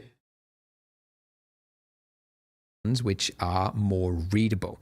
And to show you what I mean, if we pull up two, right? This one on the left is like large sprinkles, right? Very like bold. And then one on the right here is like long, thin, wispy ones that look like they'd get stuck in your teeth. And if we zoom out on this and then zoom out on this, you can see that the ones on the right tend to kind of like the colors and everything just kind of blur together and it just looks like a donut. Whereas the one on the left, the sprinkles are still readable. So that's what we mean by readable, and that's the one I like the most. So we're going to go with some larger looking long sprinkles, but you can see that the sizes, there's no standard size because I think it's actually like it's from a piping bag, at least if you make them at home, but you can just pipe out icing and then when it dries, you just smash it up and it becomes sprinkles. Mas sumiu do nada. Eu tava falando com ele.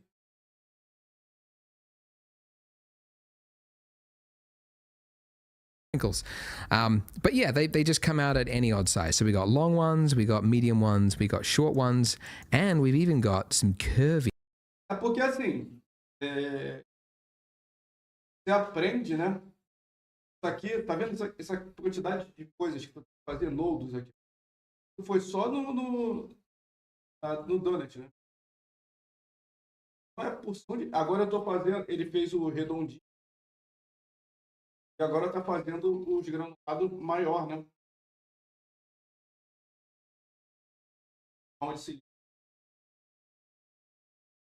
looking ones, right? These little like just slightly bent-ish looking ones. So we're going to model small, medium, large, and a bent-ish looking. Ou seja, olha isso. Aí é só o donut lá, tá? Mas ele acabou de falar que vai ter que fazer um pequeno, um grande e um médio. E depois bagunçar tudo ali dentro. Cara,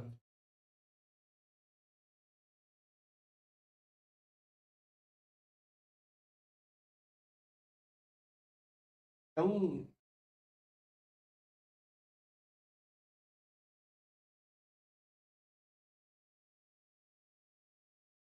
ficar respirada. Eu tava vendo ontem o cara fazendo várias coisas. Um boneco de um Wolverine, né? Ele tava fazendo uma camisa, faz. Aí o outro fez uma calça, velho. Uma calça, boneco. Aí o maluco falou assim, cara, eu comecei a usar o Blender agora, minha cabeça explodiu vendo esse. Não é fácil.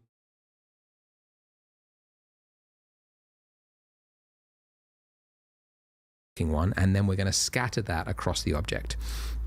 So back in Blender, this is going to be, yeah, this will be the short one, okay?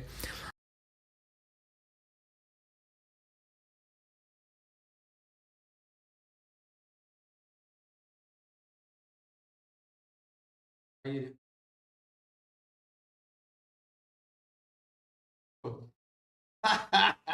peraí, não.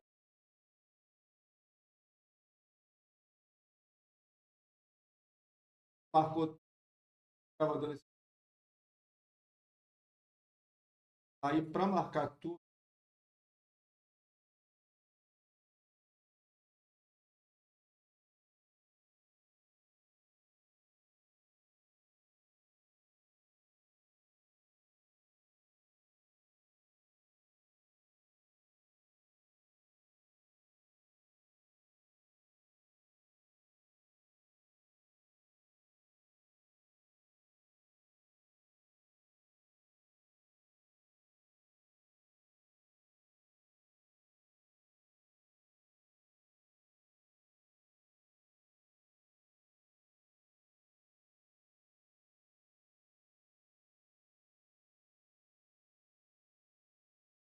Mas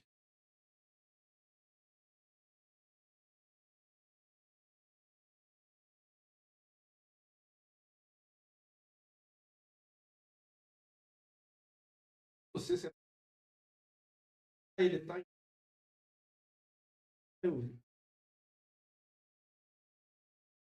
fazendo tudo errado.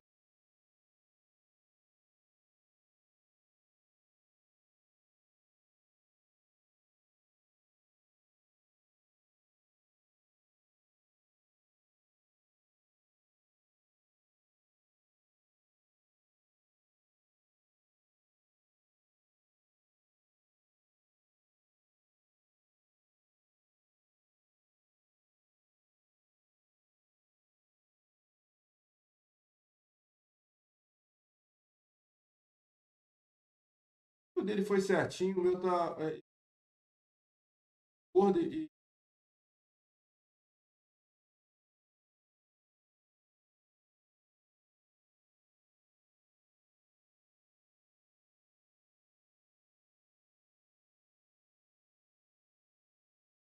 tamanho desse negócio. Ele tá quase do tamanho do donut.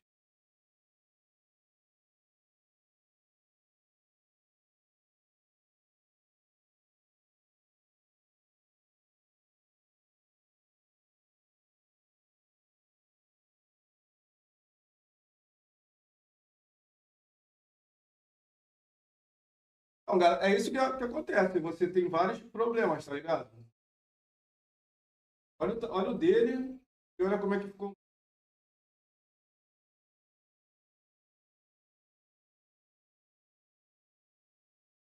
Não sei porque o meu ficou gigante.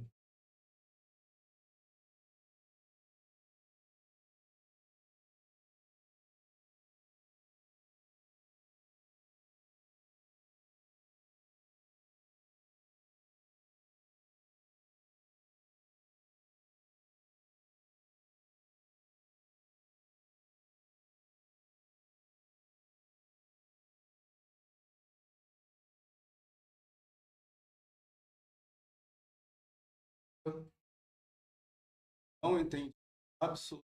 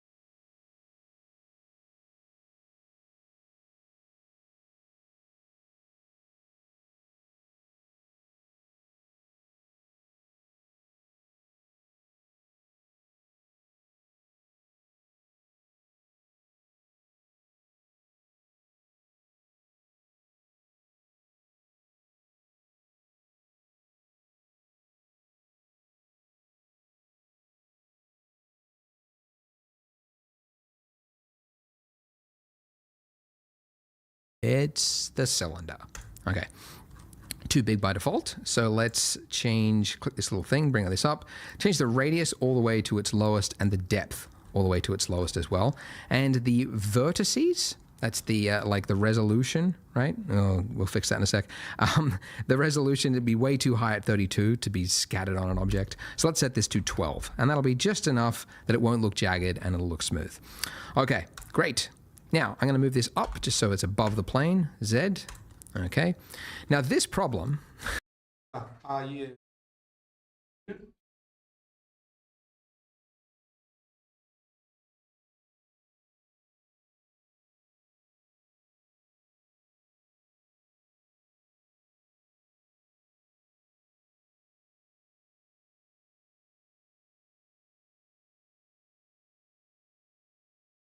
that you have, if you go in too far, it disappears.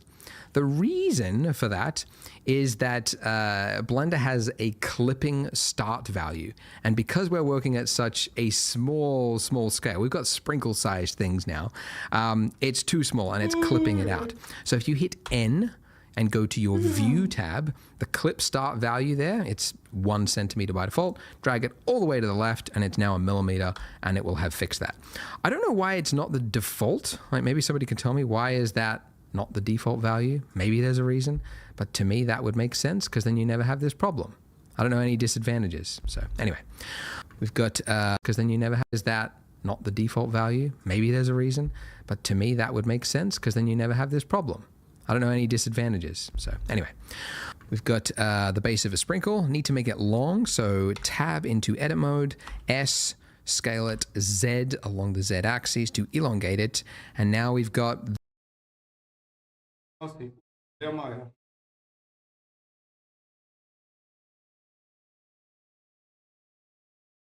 é, eu vou,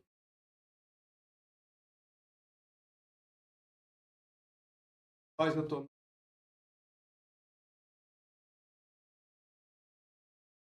tomei uma do João no sábado, fez pensar na vida. Então, tem que me dedicar a isso aqui, meu brother. Eu tenho que trabalhar, meu brother. E eu comecei a correr de novo, para academia e tal, mas eu comecei a acordar às 6 horas da manhã para correr.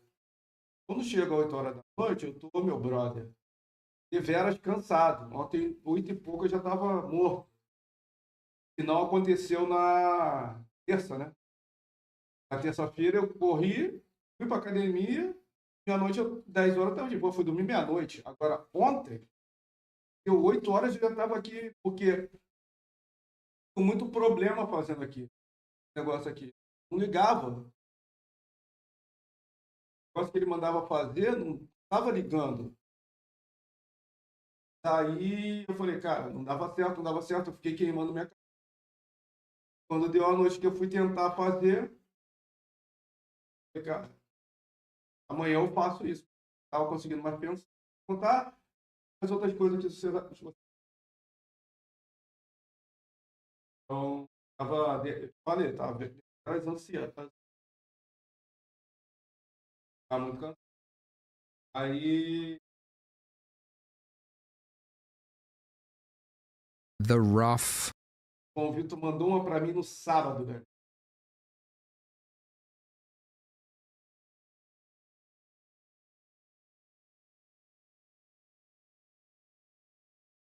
E mandou uma do nada, sábado, que eu...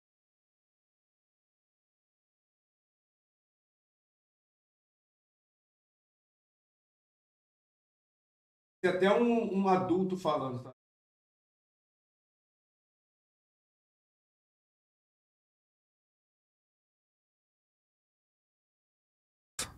E aí eu perguntei, o amigo aí, o Klaus,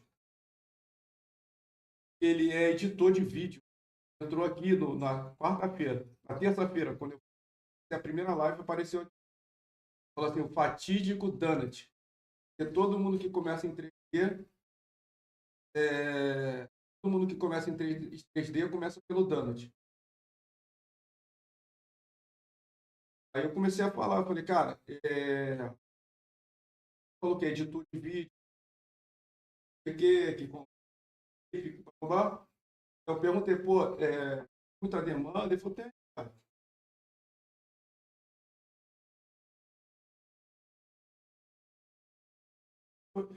Eu já, não sei, eu te falei que no início, a bolinha, quando eu estava 2000, né? A matrícula era 2.111.825. Aí peguei para fazer página em 3D. Eu já fiz isso. Página em 3D. Página em HTML. Fazer flash. Só que o meu pai proibiu de fazer, né?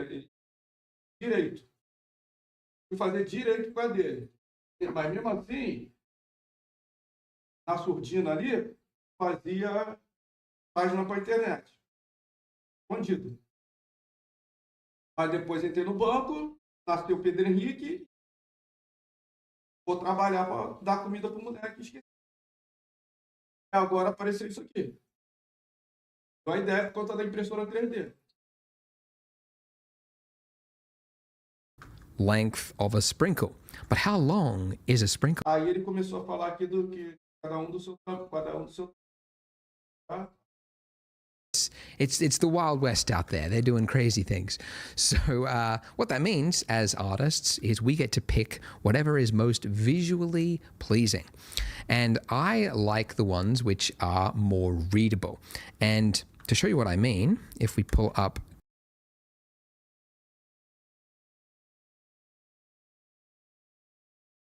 Porque tu tá vendo, isso aqui é muito simples, sabe? Tu tá vendo o Donut, é o início, né? Mas eu vi uns caras lá que o maluco faz motor de avião, filho. Faz a turbina em 3D, fábricas, faz casas, faz coisa. Até para impressora 3D, logotipo, o cara faz um logotipo, manda imprimir na impressora, tem várias coisas que dá para fazer. Boneco, filme, cara, feito esses programas aqui. Tá certo que deve ter outras ferramentas, cara, tem ferramentas. Eu vi se tu procurar em Blender, que é o nome desse programa, se você na Twitch aí, pô, tinha um cara fazendo um boneco ao vivo. Um cara fazendo boneco. Pegou que era um tipo de leão em pé, pegou fazendo um boneco. Boneco assim de pata aberta, pata aberta. E ele fazendo, modelando. Foda. E aí já é um nível bem acima.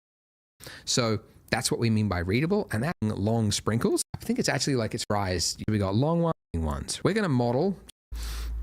So back in Blender, this is going to be this will be the short one. Okay.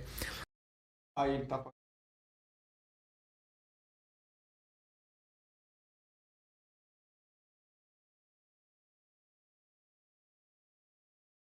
Agora,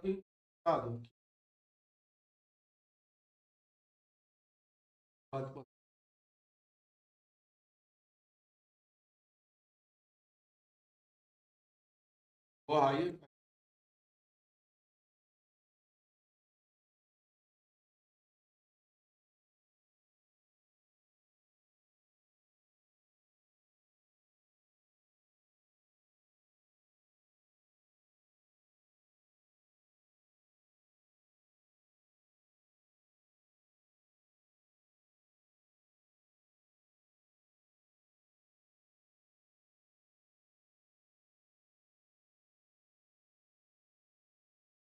Nada, mano.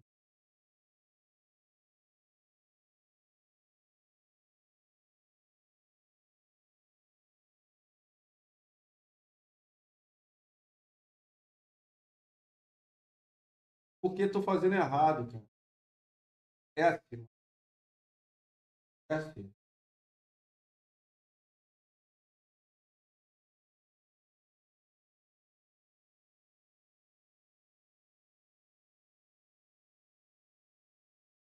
But the end, speaking of which, this end bit here, it's a very sharp edge. And even if we hit shade smooth, it's not going to solve it.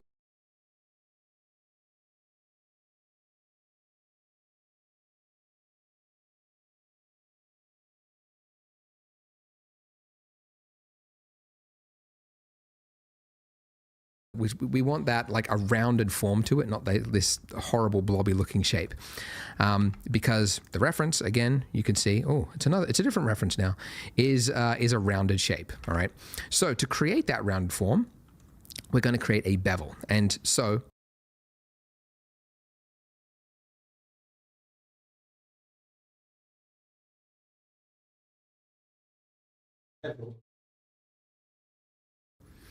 I want you to go into face select mode.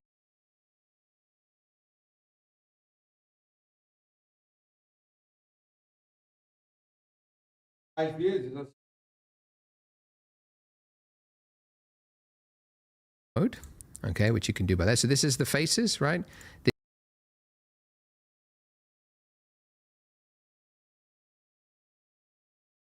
ele muda aqui,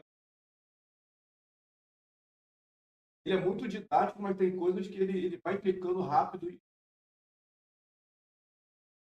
parar para. This is the edges. If you go to edge select mode, and then this is the face there. So select the bottom and the top face. Tá, tá vendo? Select, ele fala para selecionar o topo e o cômodo.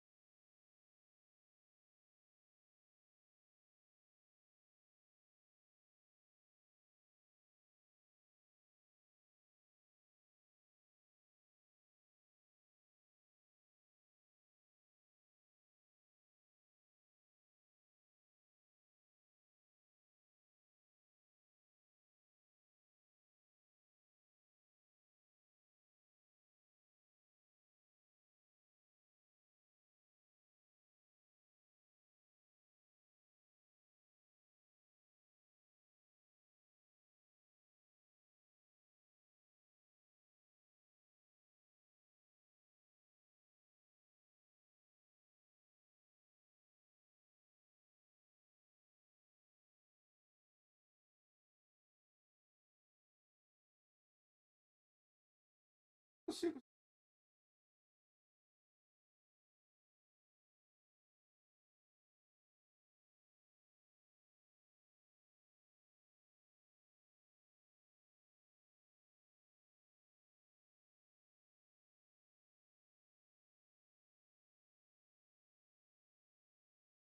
Ó, ele,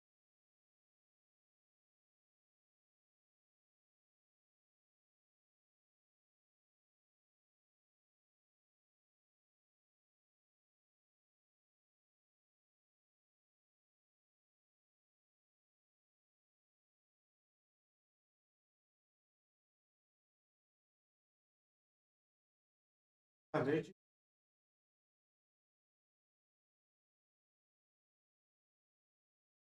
Like that.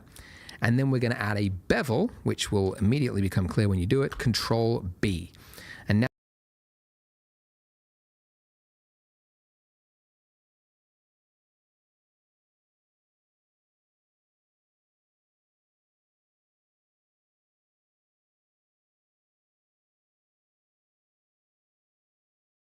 a tua doideira.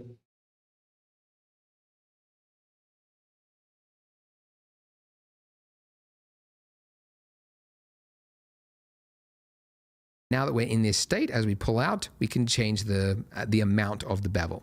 And this is, you can see it's like, yeah, it's just adding a 45-degree angle on that corner there. But if you scroll up, it's going to add another level to it. And if you scroll up again, it's going to add another level to that.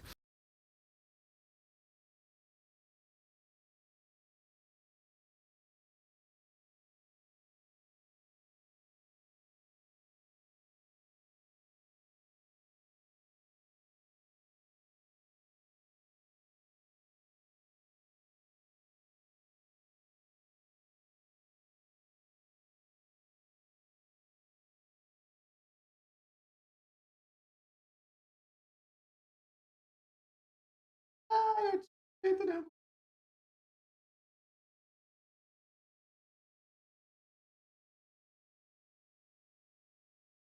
Top face, like that. And then we're going to add a bevel, which will immediately become clear when you do it. Control B.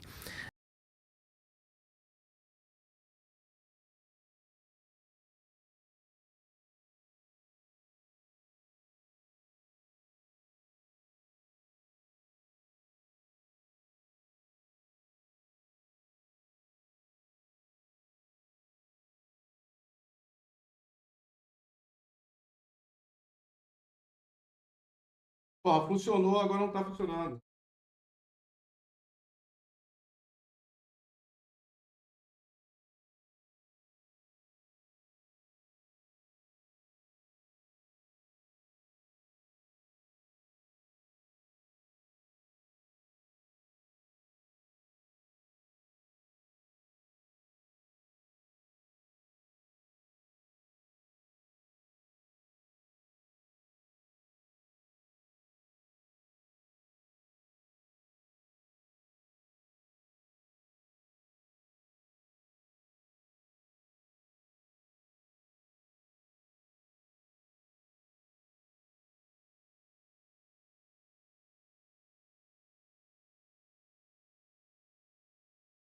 lá da câmera. Level. Edges.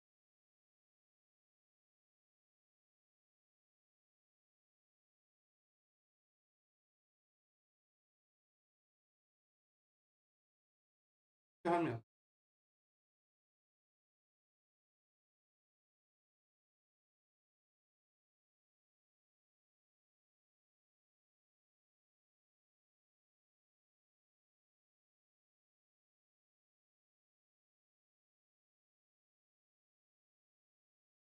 O que está fazendo agora, gente?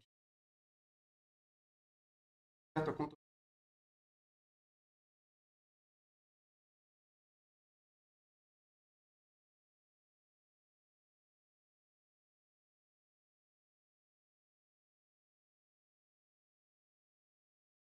Tá. Entendi. Ctrl V.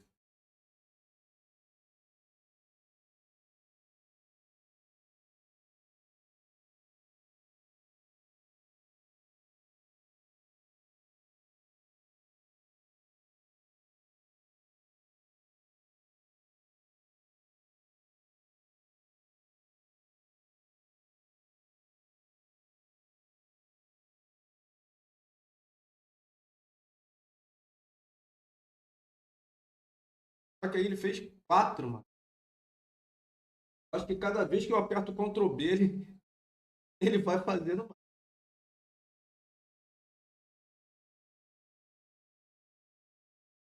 And now that we're in this state, as we pull out, we can change the amount of the bevel. And this is, you can see it's like, yeah, it's just adding a 45-degree angle on that corner there. But if you scroll up, it's going to add another level to it. And if you É demais. Se eu botar mais. scroll up again, it's going to add another level to that. So we can very quickly create a rounded edge to the sprinkle. You don't want to go too much high because, again, this is going to be scattered all over the donut. You don't want to go too high poly. So that'll do. So that's a simple bevel operation, and it's very common when you're modeling. So yeah, Control B is how you do that. Porra, mas ficou zoado All aqui, right, so ó. look at that. We've got one sprinkle. So now we will need to Putz, aqui. Ficou do outro lado. Mas aí eu posso usar.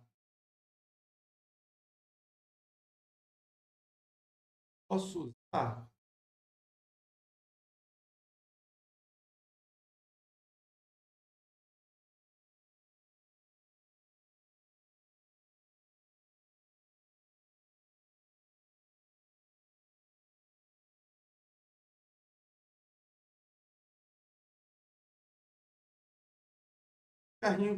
Carrinho para baixo.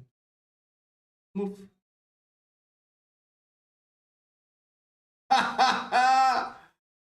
Olha lá, gente.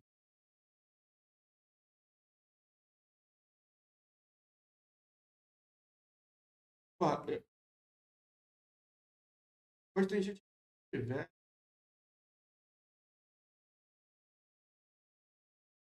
Velho, ia ter que refazer. O velho foi lá e acertou. O velho lembrou dos muffs. Olha lá, olha lá, olha lá. Fala aí. Fala aí, pô. Acertei a peça. Fala aí. Fala dele. Ah,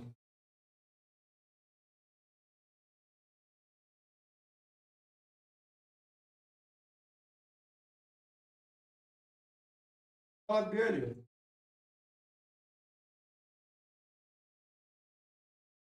Vendo? Então tava aí. O que acontece? Ele ficou. O cilindro ficou. O cilindro ficou. Pô, ele tá zoadão, mano. O cilindro ficou desse lado aqui. O cilindro ficou. Tipo, como eu selecionei de cima e de baixo, que ficou com aqui selecionado aqui do lado, ele ficou com uma rebarba que feia pra caramba. Aí eu lembrei que aqui no sculpting, tá vendo? Na escultura, tem um negócio chamado smurf. Aí eu fui e fiz o smurf aqui. Não, dá pra ver que tá refeito aqui, né? Que tá bem. Não vai dar nem pra.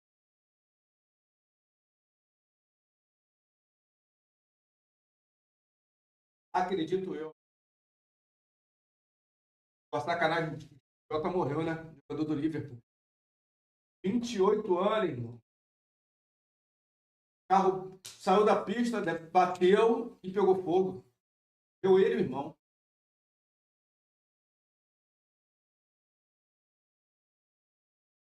A vida é um. Create 3 more. So this is the small. So let's go Shift D and then X to just move it along the X axis. This is going to be the medium one. E aí vou ter que criar 3.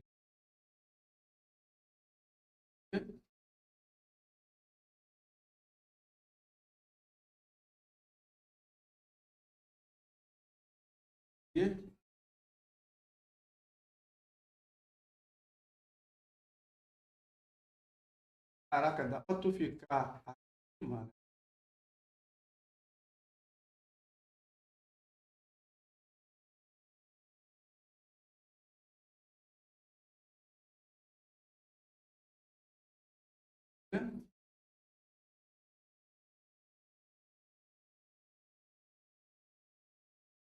Caraca, mano.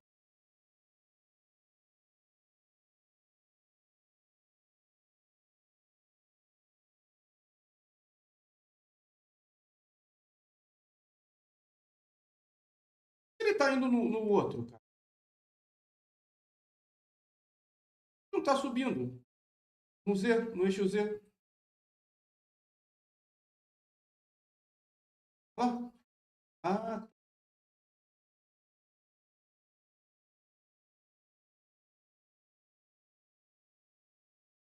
tá baixo, mano. Dá pra tu.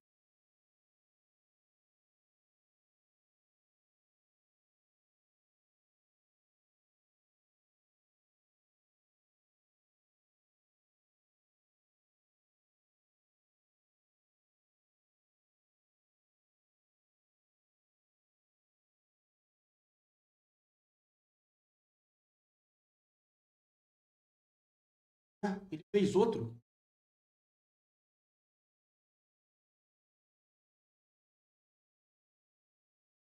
Tome, ela.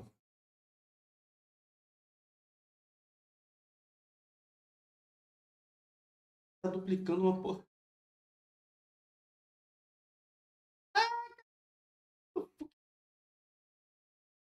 Porra. Para de duplicar, maluco.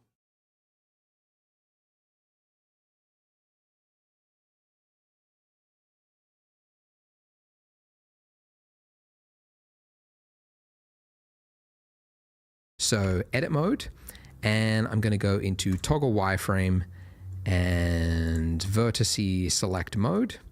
And now selecting the top part of the sprinkle, hit G, Z, and I'm going to move, oops, if you've got proportional editing, turn that off. G, Z, move that up. Okay.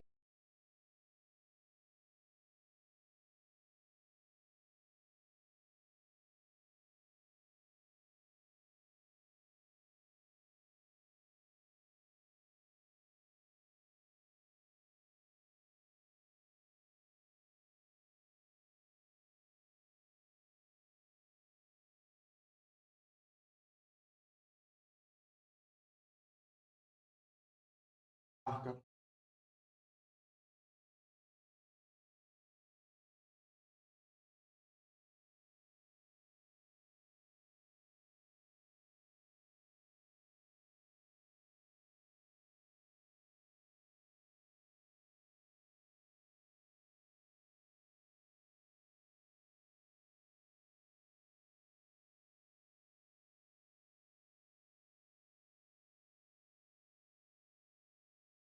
Ih, ficou legal não, hein?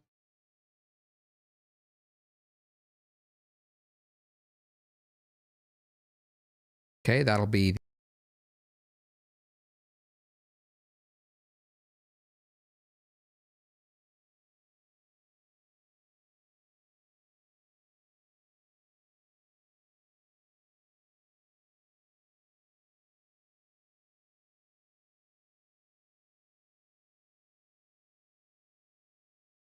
Tá subindo, né?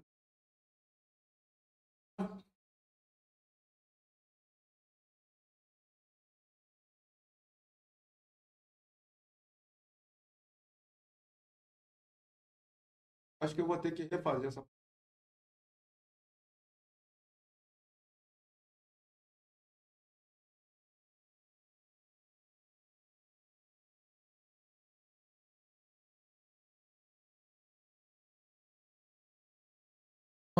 So edit mode, and I'm going to go into toggle wireframe Ah, edit.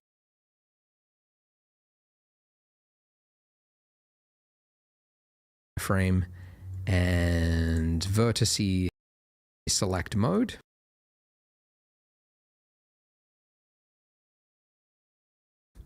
And now selecting the top part of the sprinkle, hit G, Z, and I'm going to move, oops, if you've got proportional editing, turn that off, G, Z.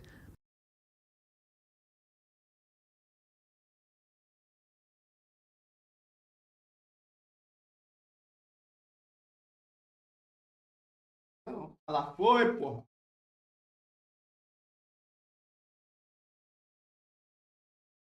Move that up. Okay, that'll be the medium one. Yep. And now Shift D, X, move it along. This is going to be the long one. So edit mode. And again, G, Z, move it up.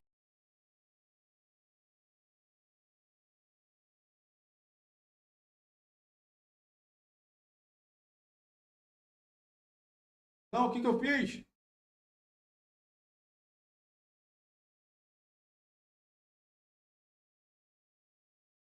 Porra.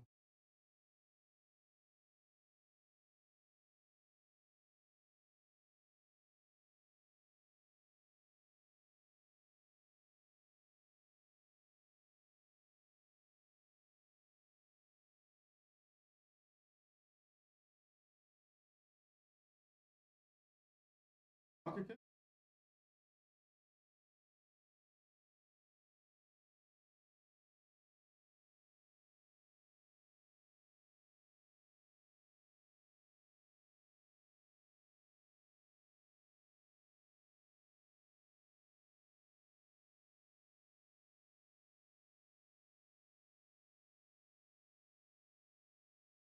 Tá torto, mano.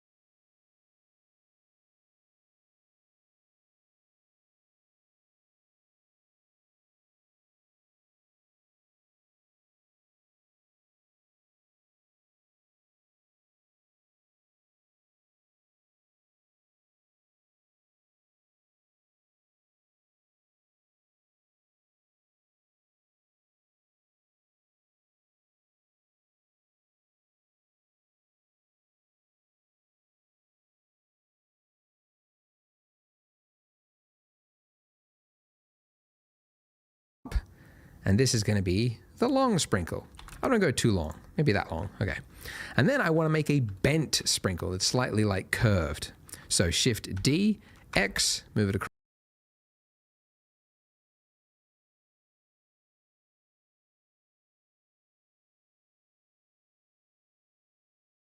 Caraca, agora que eu peguei como é que faz isso, mano. É tudo uma sequência.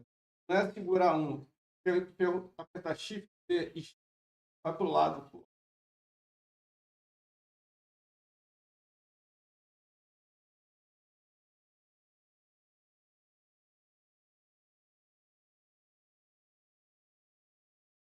Super rapidinho.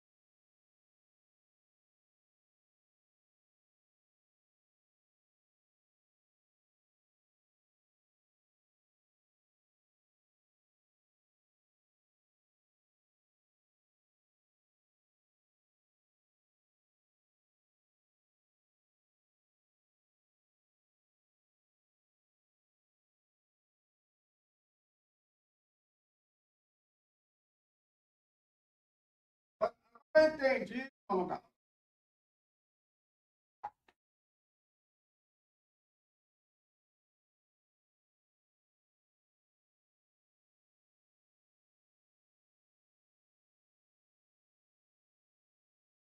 Vai fazer um curvado agora. Across.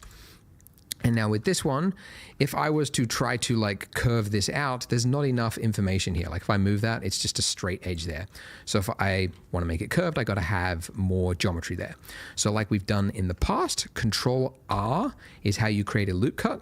So when you do that, it's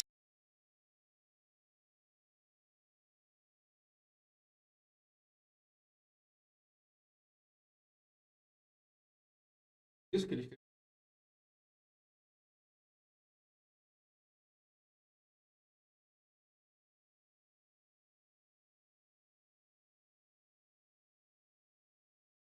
done in the past. Control R is how you Ah, R, né?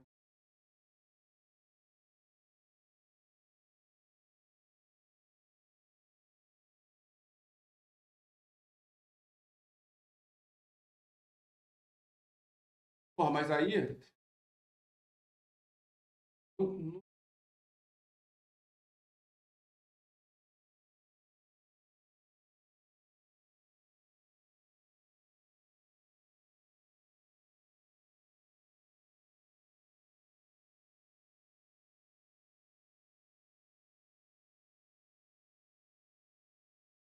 Porra,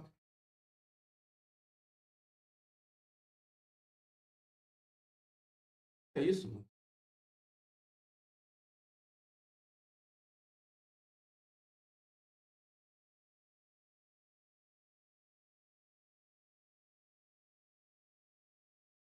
Ô,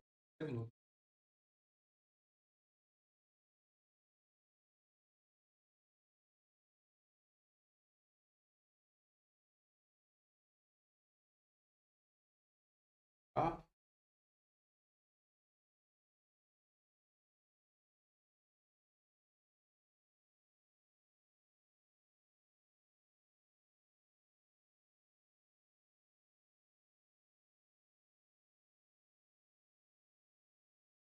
Não,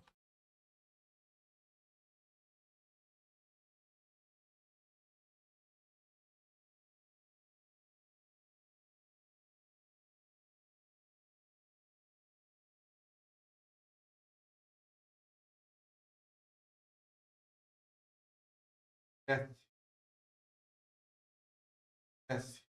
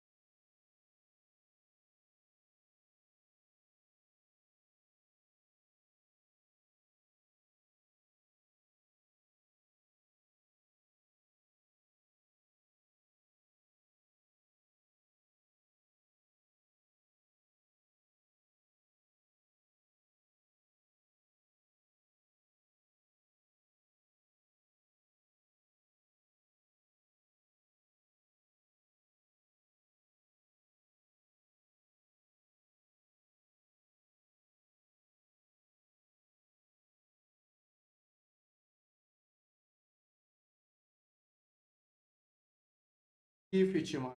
Tava apertando Ctrl. Aí, a gente mostrei. Então,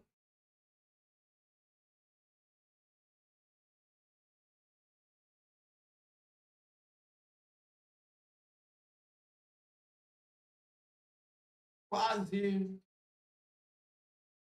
quase o que ele fez. Lembra que eu já tinha configurado, né?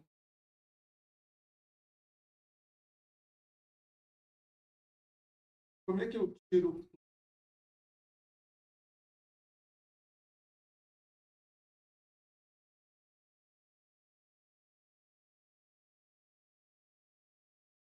Ó, e agora,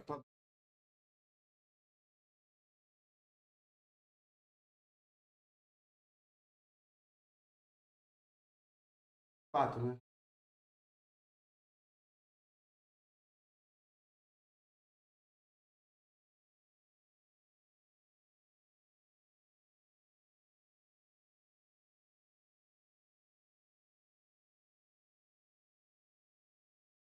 Aquele ponto que ele falou ali. Aí, para aumentar,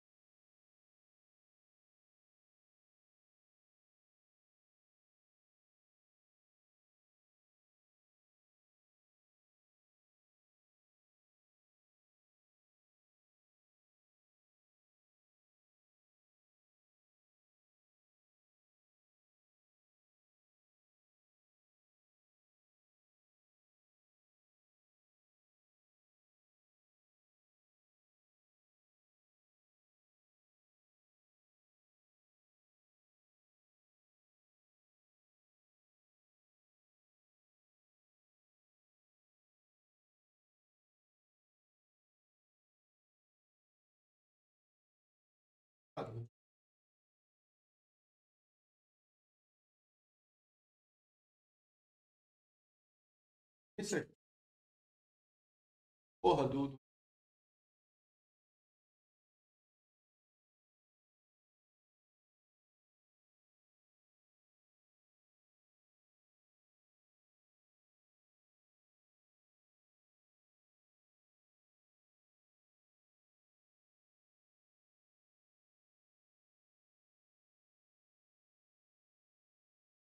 agora foi ela. Isso eu dando aquele.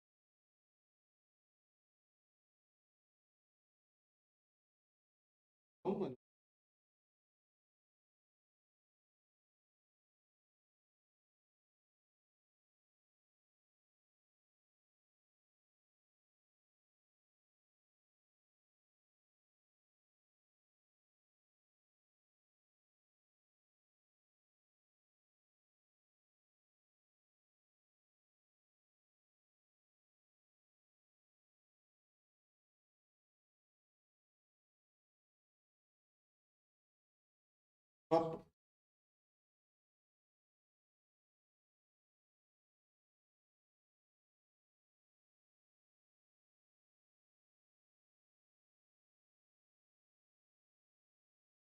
Não,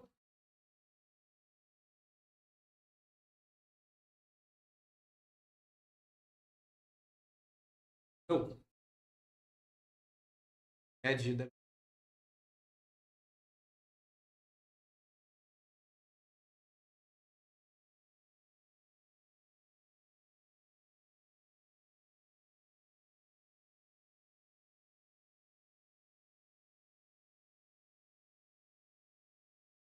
Cada hora aparece uma zica, mano.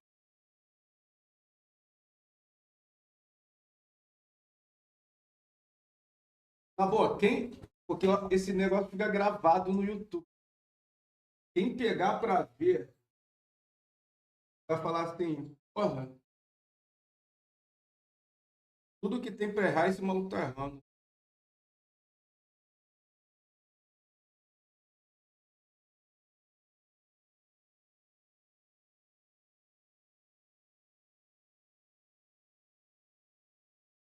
Quero tirar só esse pontinho.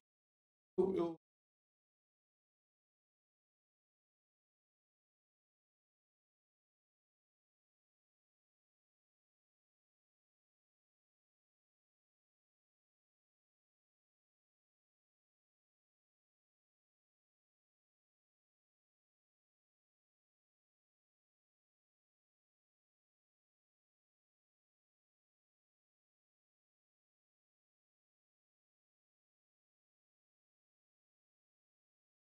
É porque eu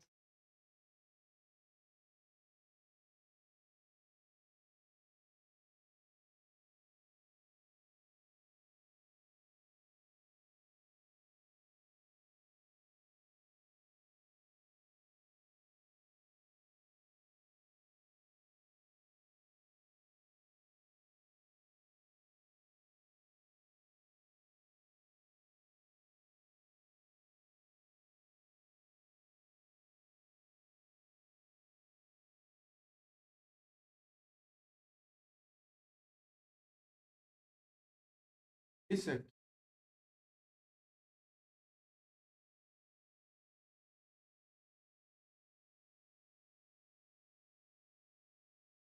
É porque eu... Eita, peraí.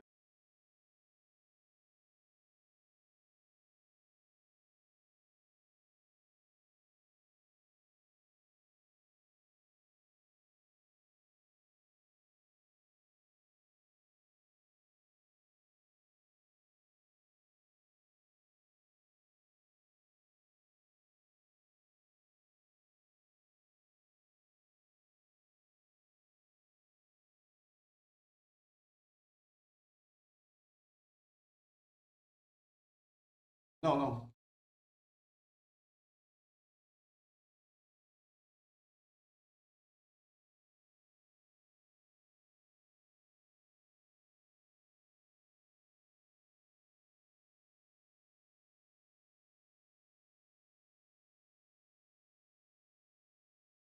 Caraca.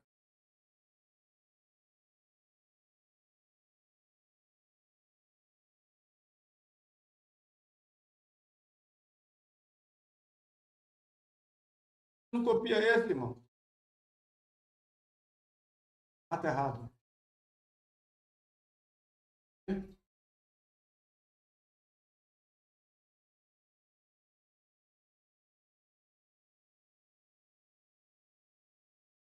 Consegui fazer os outros, cara.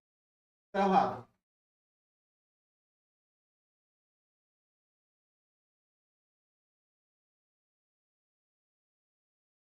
Aí nesse aqui, esse aqui,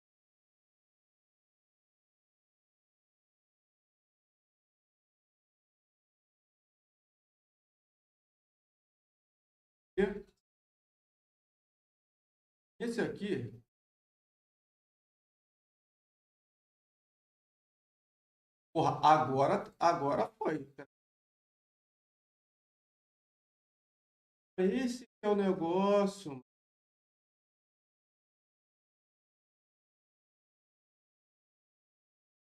Ah, isso aqui tá. Peraí. You create a loop cut. So when you do that, it says, where do you want to put it?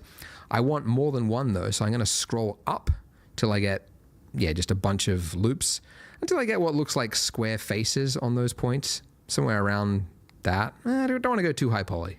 Yeah, like that. What is that? That's in the bottom left-hand corner. 8 cuts. Okay. Click. And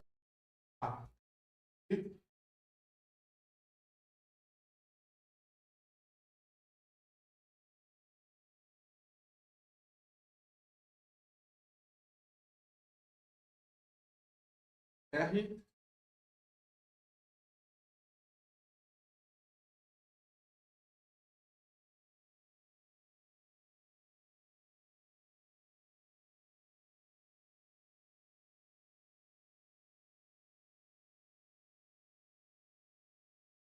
Meio-dia. Meio-dia porque eu tenho que levar o João para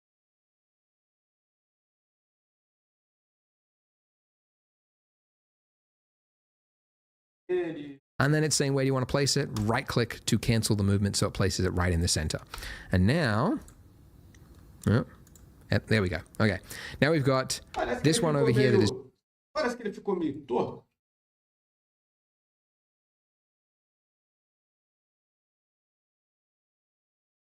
just long and straight but low poly, and this one same shape but high poly. So to add a bend to it, in previous tutorials, I actually went into like edit mode and we did like proportional editing, and it was just complicated and it actually didn't look great. I've learned actually there's a modifier that'll do it very simply. Go to your modifier stack.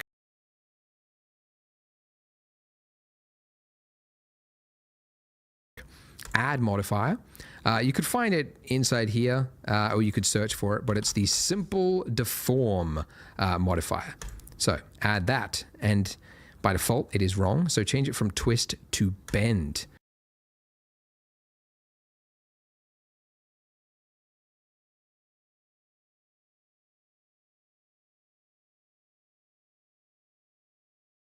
Porra, o que que o dele?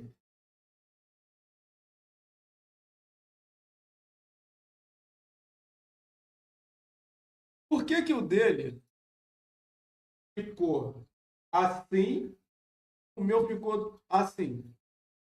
Fala aí. Ah,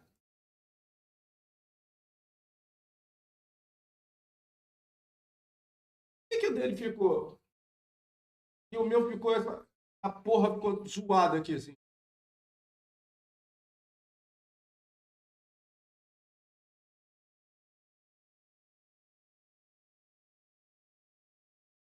Não, mas isso aqui não precisa alinhar nada, galera. Isso aqui vão ser os. Isso aqui vão ser os sprinkles aqui, ó.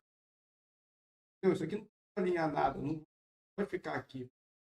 Só os modelos para botar ali. Só que o cara virou, do cara virou um cilindro. O meu, não sei porquê. Isso.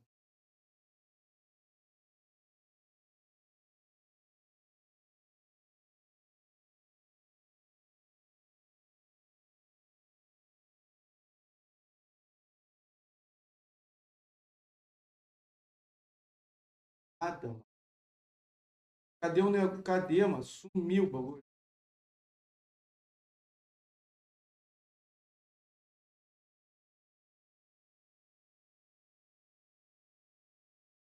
Se eu cortar o cabelo tá. Caraca, mano, olha isso, eu tô com 7 cilindros. Cadê esses outros? Tem mais que não existe.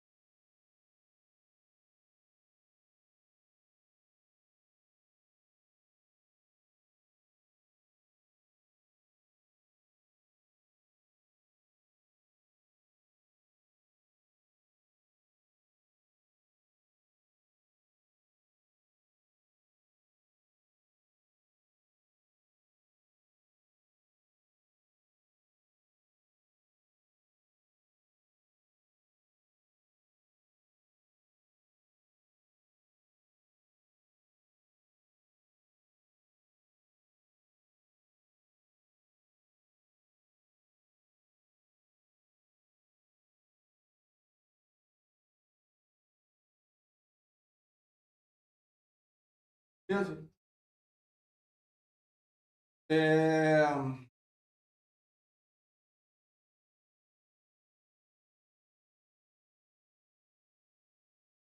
Aí, add modifiers. Ó,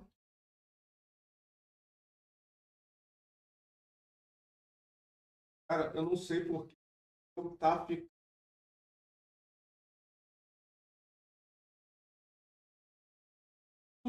Aí o ângulo tá de 45, eixo X igual.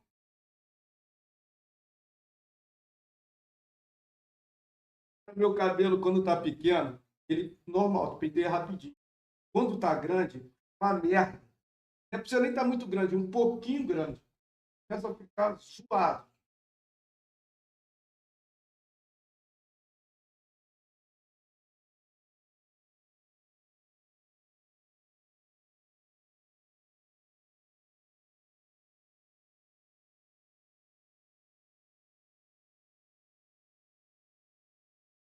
O meu ficou assim, mano. Eu diminui o ângulo. Ah, só que mesmo assim,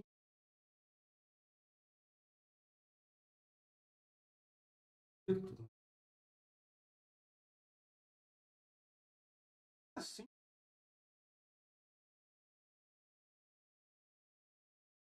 porra, será que é por conta do.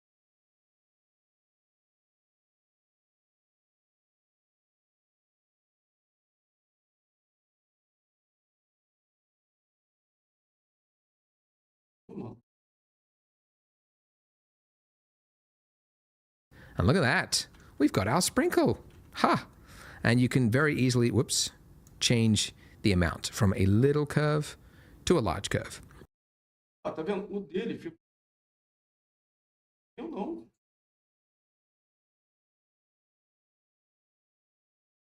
Ele tá curvando, porque ele só tá curvando o topo, mano. Ah, peraí. Vamos lá, vamos lá, vamos lá. Se eu clicar nele, só selecionar aqui.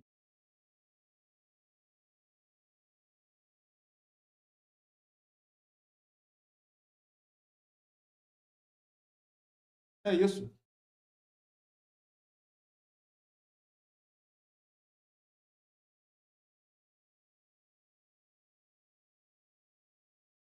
Ah, ele tá curvando, só tá curvando só a parte de cima. Tá curvando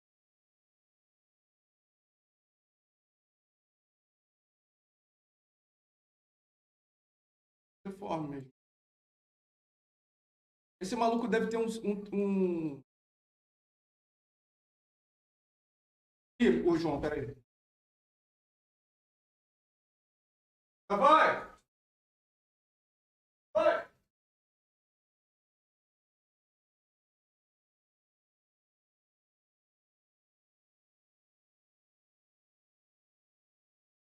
Pô,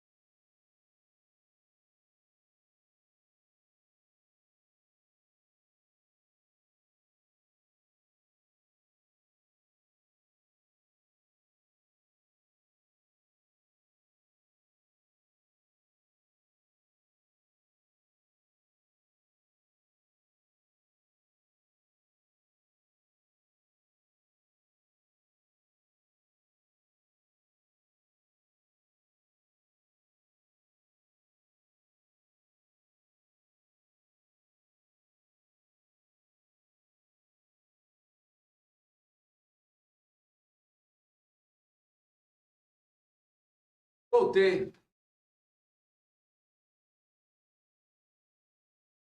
Perguntar a inteligência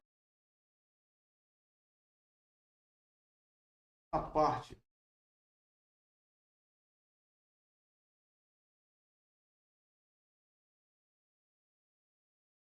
Último.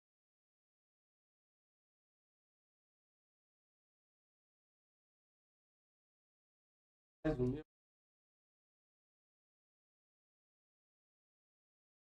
Mano,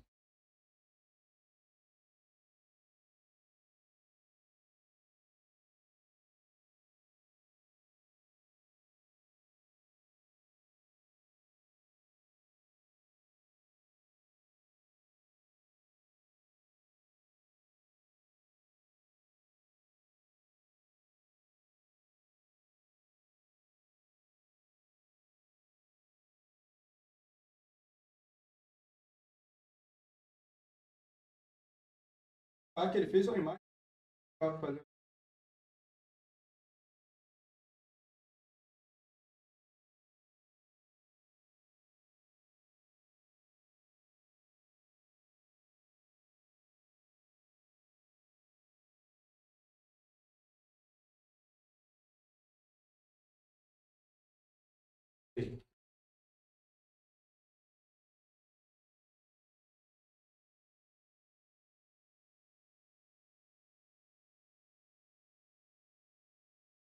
Arte.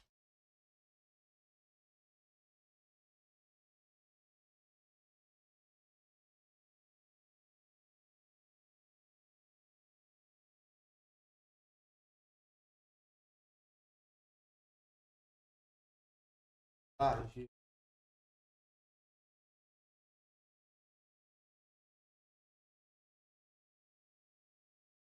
Ó,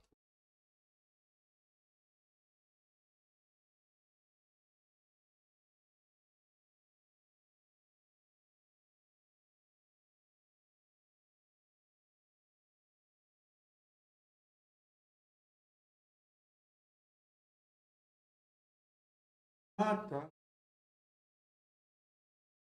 Foi. Ah,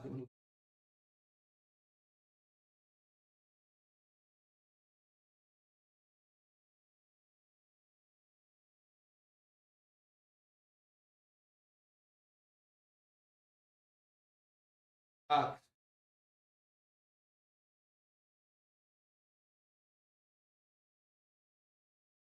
foda.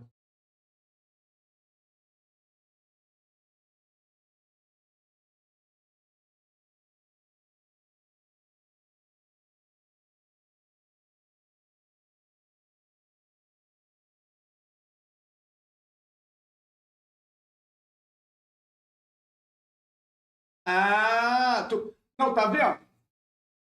Tá vendo?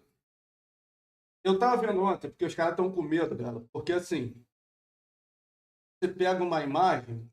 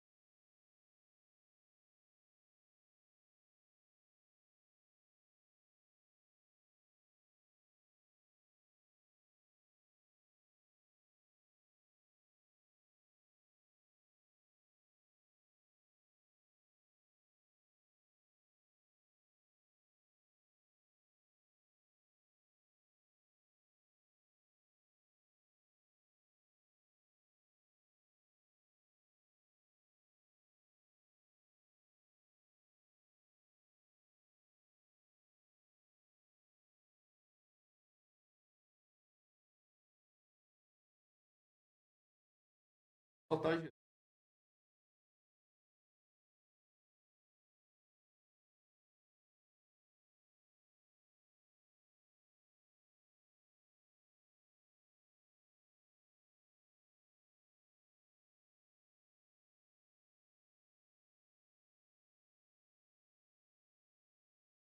Aqui.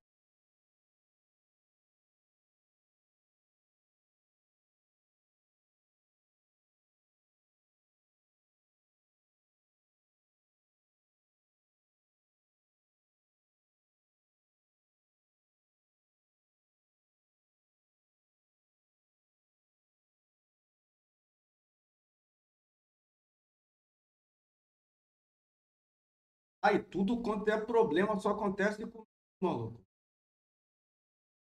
Impressionante, filho. O guia continua.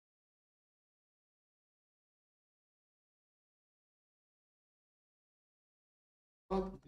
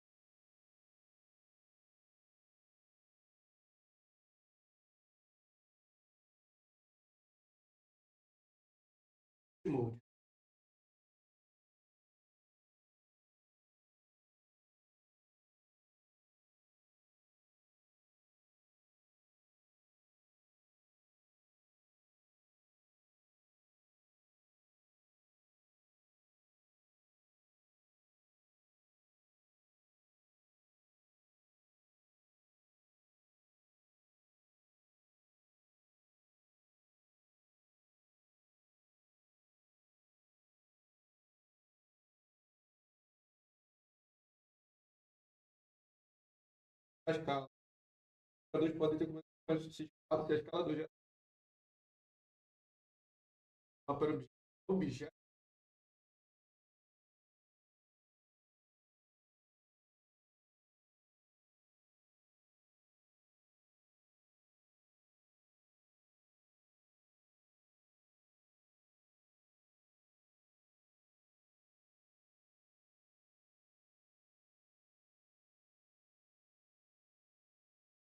Ah, aqui, ó.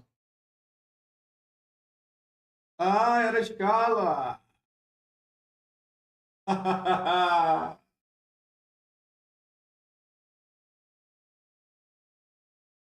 Era a escala.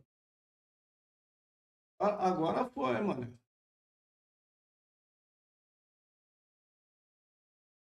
Tá girando.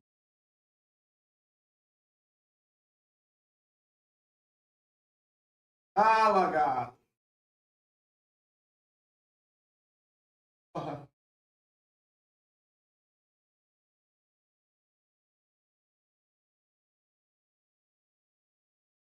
Agora eu entendi. Agora eu saquei, agora eu entendi.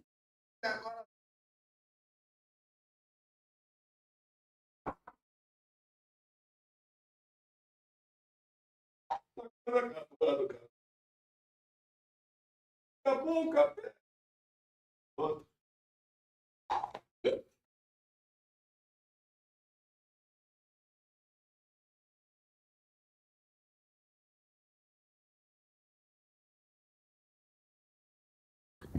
And I think somewhere around Salvar.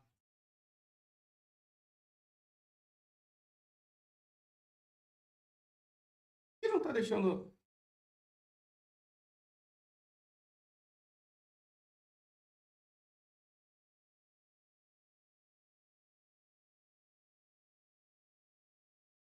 the 30-degree mark. 30?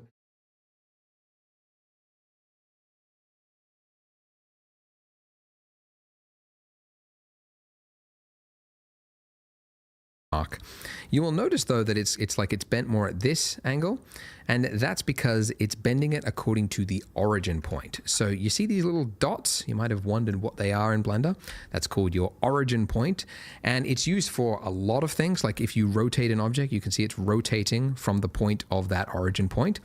Like physics, a bunch of things use the origin point. The best way to think of it is like the center of mass for the object. So generally speaking, as a rule of thumb, you want it to be in the center of the object. object. And you can do it very quickly. You select multiple objects. You want to clear its origin point. Shift, select all of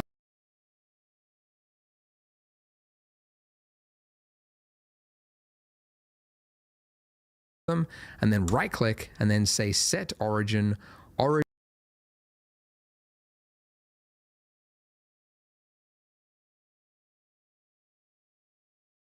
to geometry.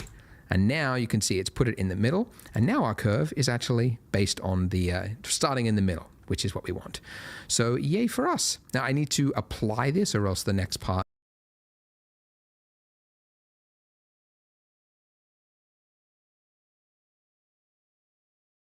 it'll go wonky. So apply your simple to form so that it's actually realized onto the mesh. Okay, so going to your outline, you can see we started from humble beginnings, but we've now got too much going on, and it's all starting to get a little bit chaotic. So the way you organize things in your outline and in Blender generally is you can group things together by creating collections. So by default, we've actually got one collection already, just called collection, but we can create new collections by this little button in the top right hand corner to create a new collection. And I want to create it outside of our, I don't actually know if we need, I don't know why it creates a collection for you for no, you could just, it's in the scene collection. So anyways, I don't know if we actually need that one. So we create a new collection just by hitting that, and we can double click it to rename it to be whatever it is we want. So I'm going to call this sprinkles. Yeah.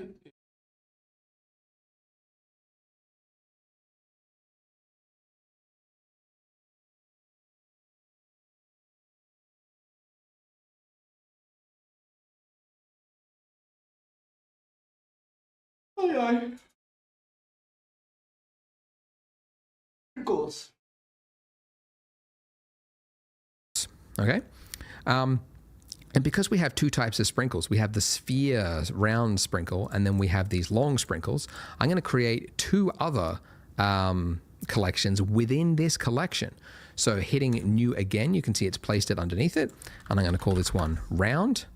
And then clicking sprinkles again, I'll add another collection, and this one I will call long. Oh, wait, sorry, this one, long. There we go.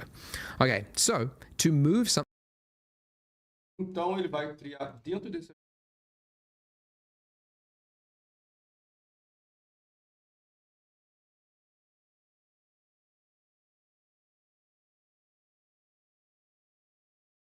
ponto.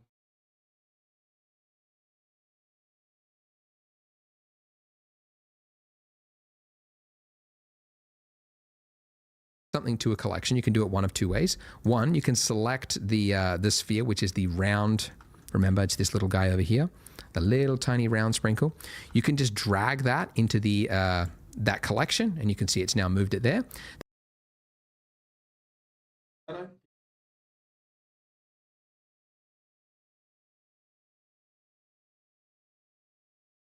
The other way is in your 3D viewport. If you select all of the objects that you want to move to a new collection, hit M, and it brings up this, and you just say move to the sprinkles long.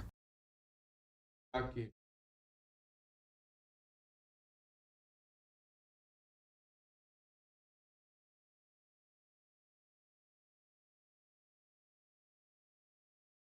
Rapaz, apareceu, o tempo mudou, hein? Abriu e tá. Tô vendo. Sub collection. There we go. And now they're all moved there. And now this one here, if you wanted to give this a name, you could. We got the camera, we got the light, we got the plane. Yeah, you know what? Let's move our donut and our icing. Let's move that to a new collection as well. So M, and we can actually create a new collection from the move options as well. So I'm going to go new, and let's call this let's say donuts, because we're going to duplicate it and make more donuts in the future. So donuts. Okay. Aí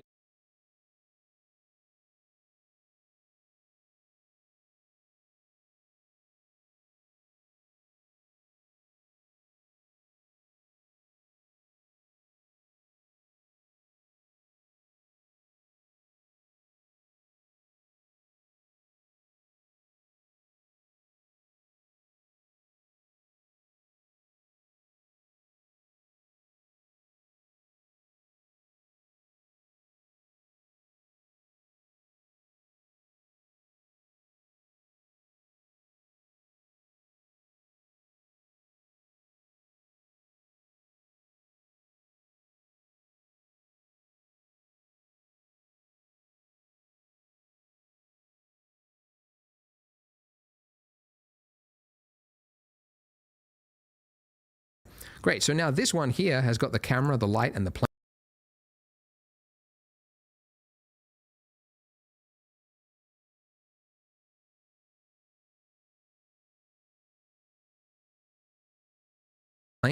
So I'm going to do what I sometimes do with a scene is just call this one ENV, which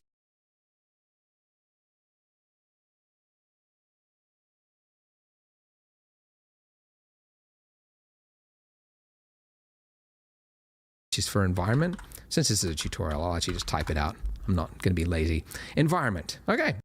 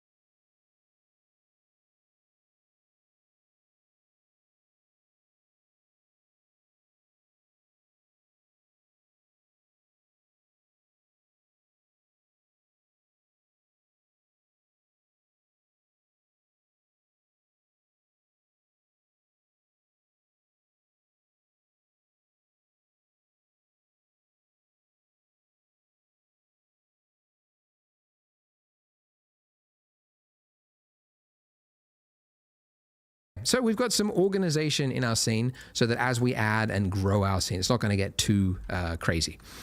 All right, so it's also good that we've created collections because we can now use that to scatter across the geometry nodes.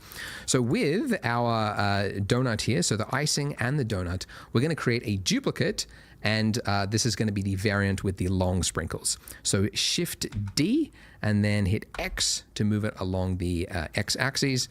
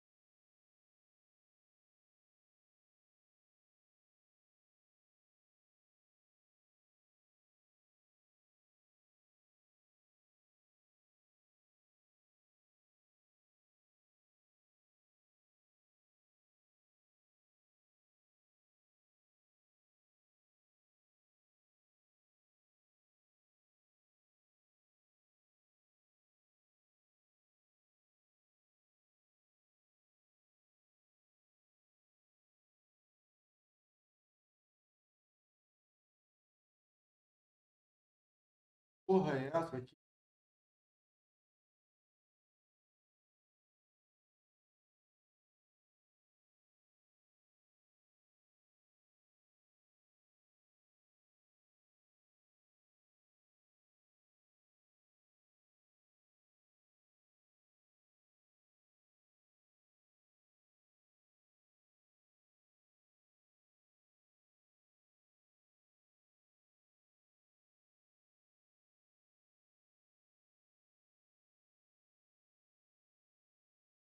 Ah,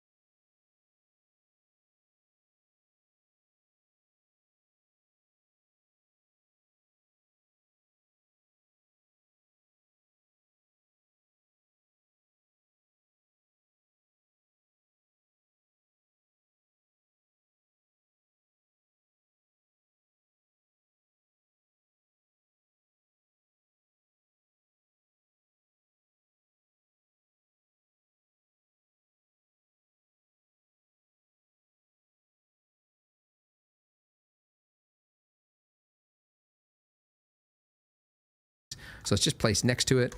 And then clicking your icing, you can see we've got the modifier stack that we created the geometry nodes on. And if we were to start tweaking this and make this look like long sprinkles, it would apply to this one over here because we can see that little number next to it. ah,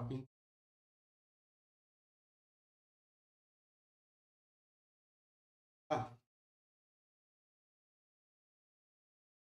And that number, if you hover over it, I think we mentioned it before, but it displays the number of users sharing this data. So any change you make to this is going to be reflected on that one. So if we click the 2 button, it's now independent. So we'll now have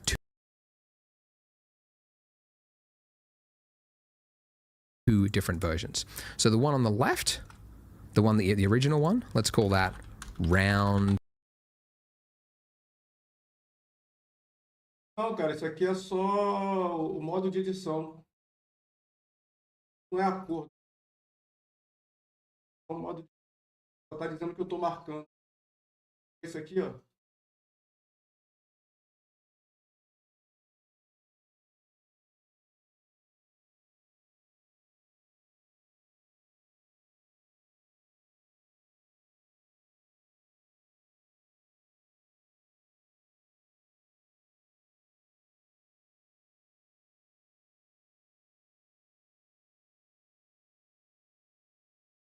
Sprinkles, and the one on the right, let's call that one long. Okay, brain fart for a second there.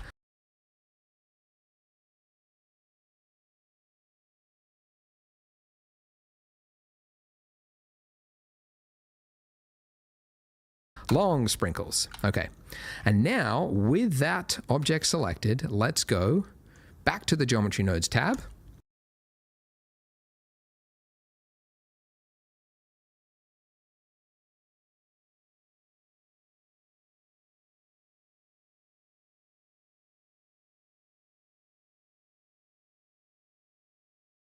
Okay. All right, so make sure you're looking at the right object. Make sure it's the one with long sprinkles in the name. And if we were to start editing here, we would have we would have made one big mistake, and it's because this is actually not the long sprinkles node setup. We clicked the pin button. Remember that? The pin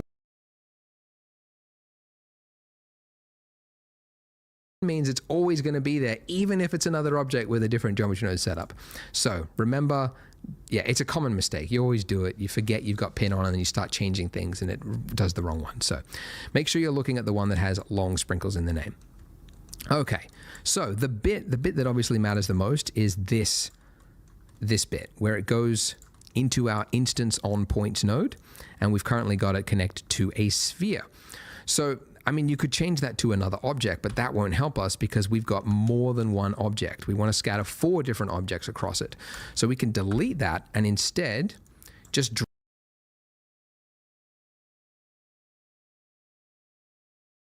drag from your outliner. Don't just, if you click on it, oh yeah, if you click off it, it's just going to disappear. So make sure you don't do it. You've clicked the icing, but you need to click and drag into your node setup.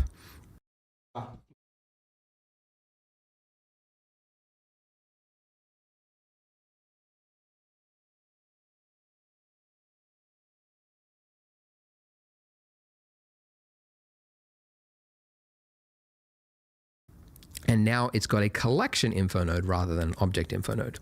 Drag that into your Meu senhor, onde ficou? Instance input, and nothing happened. It has actually happened, but it's off center in a weird place. Why is it doing that? It's because of the way 3D software handles data. It's now doing it on its like global or local position, not relative to, anyway, it doesn't matter. What you need to do is check 3 boxes whenever you use collections to scatter. Separate, reset,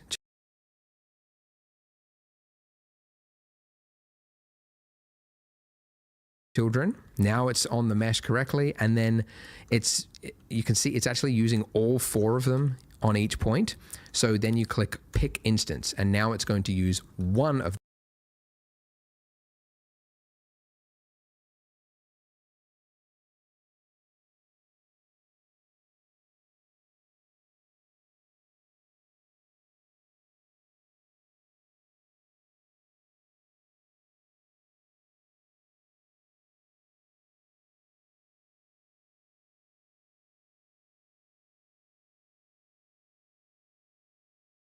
those, not all 4 of them together. Okay, so it's good. It's using it, but what's going on? Well, the reason this one was easier with its round sprinkles is that the rotation of the objects didn't matter because it was round. Now that we have long sprinkles, you can see the rotation matters, and it's currently screwed up. So how do we fix that? The first way, well, yeah, there's a number of things you need to do to make it work correctly. You'll see, is we want to take the rotation of the face. So the face of these mesh here, we want it to affect the objects, right? So we take the output of our distribute points on faces, the rotation of that, and drag it into the rotation input of the instance.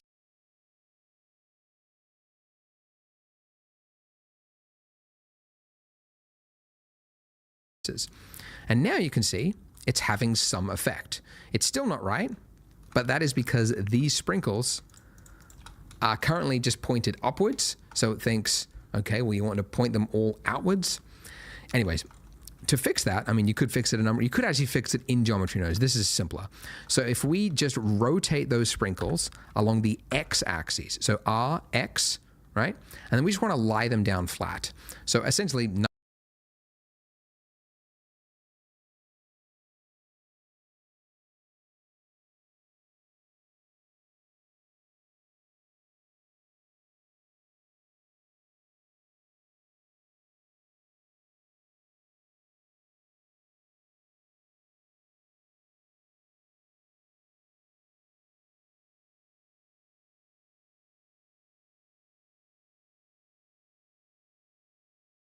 Amba.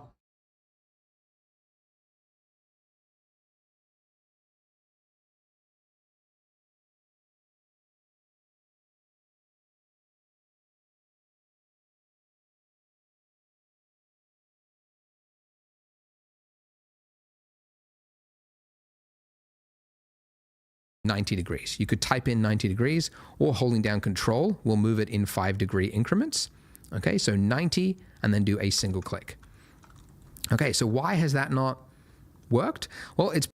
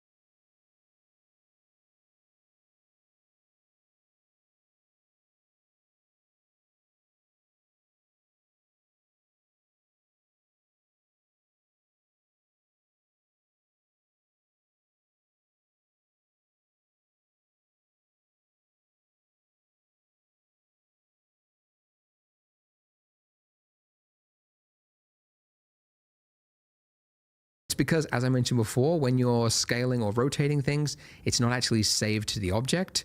So to apply it, you have to go Control A and then say rotation. Now that we've done that,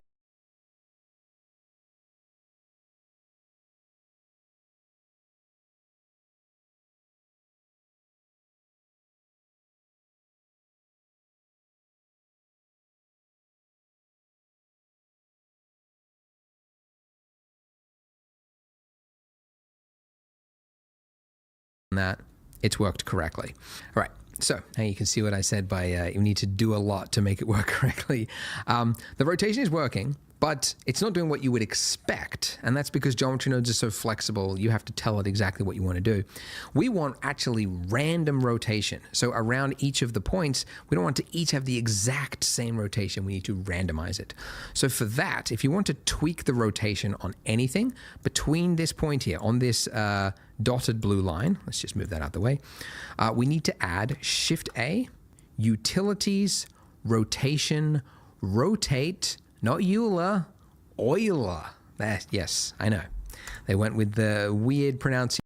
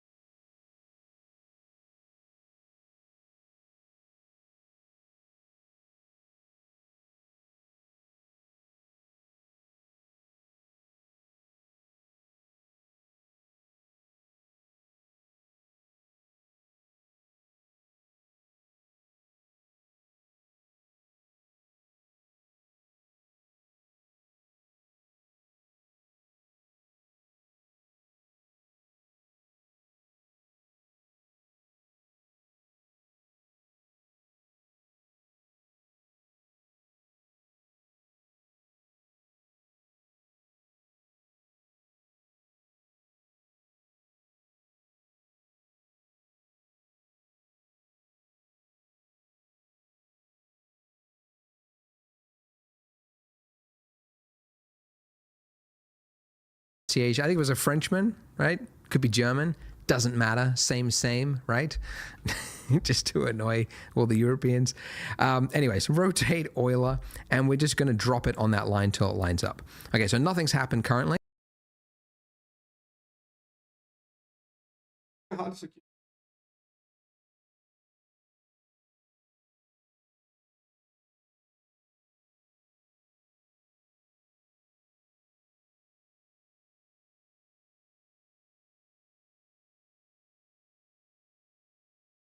Não tem rotation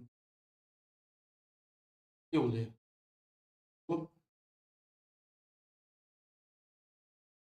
Rotation Euler.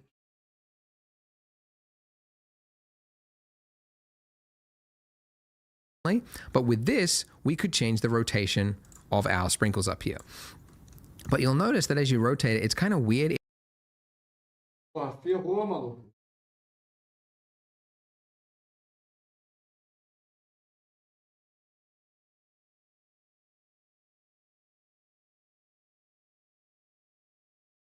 Tem opção.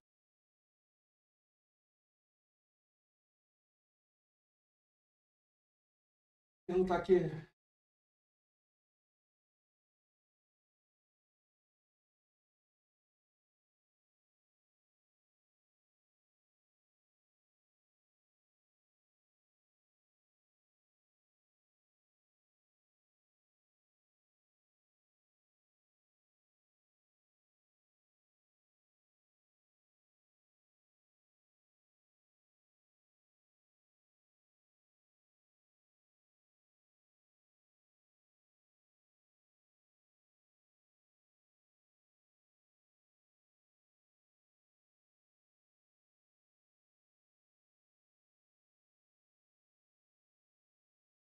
Eu devo estar fazendo alguma coisa.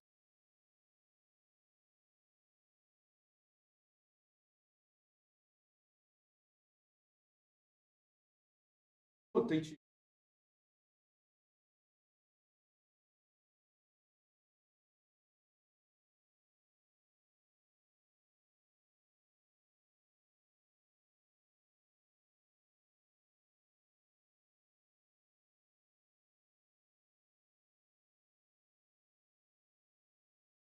Aí, ó.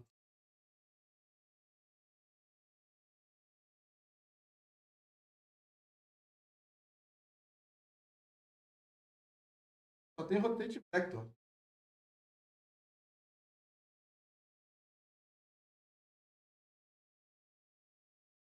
E não tem rotate Euler? Olha, gente. Olha lá, na opção dele, tá invert rotation, e embaixo do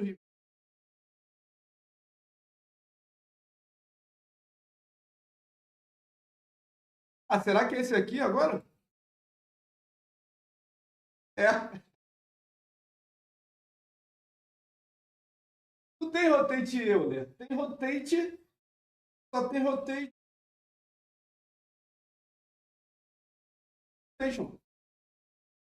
Olha lá. Yes, I know. They went with the weird pronunciation. I think it was a Frenchman, right? Could be German. Doesn't matter. Same, right? Just to annoy all the Europeans. Anyways, rotate Euler, and we're just going to drop it on that line till it lines up. Okay, so nothing's happened currently, but with this, we could change the rotation of our sprinkles up here. But you'll notice that as you rotate it, it's kind of weird. It's not the rotation that you would expect for each point. It's the relative to the actual object as a whole, right? Which just means we need to change from object to local.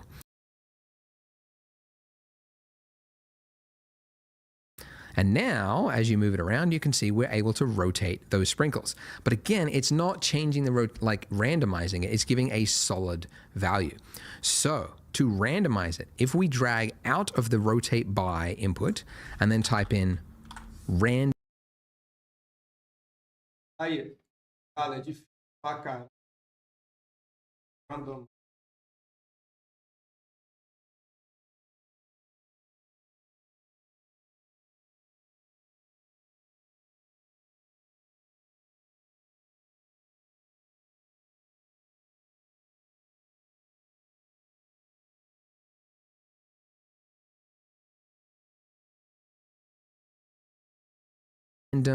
It'll bring up this, and we're looking for random value. Click, and now we get this. Ooh. So this node looks kind of scary, right? It's got a whole bunch of different values in it, and it says vector.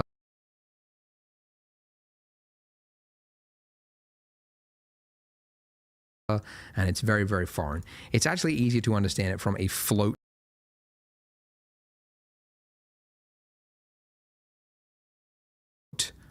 point of view.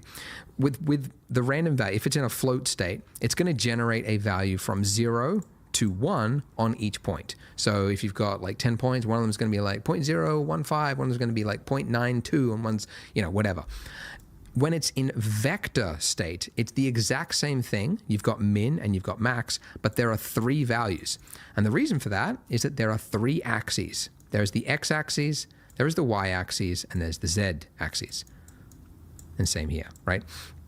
So you're able to define what type of rotation on each axis. So if we set both, and by the way, if you want to change multiple values at once in Blender, you can just click and drag down, and then you can change all of them. So we set all of them to 0. And now you could see this bottom one is going to be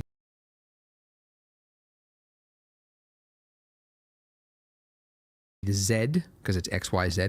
It doesn't tell you, like, I don't know, because it's vector math, I guess there's other areas of Blender, anyway. But this is the Z axis. If we increase this one, you can see that's the main one that we want to change, right? Because that's the one that makes the most difference. Now, you might also know, looking at this, you're probably thinking like, okay, well, we need to rotate it by 360 degrees, so we would set this to 360. But you can see they're more than rotating fully already. So what value is this exactly? This is radians. Oh, just to get real. So radians, degrees. Actually, I had to ask ChatGPT before I recorded this.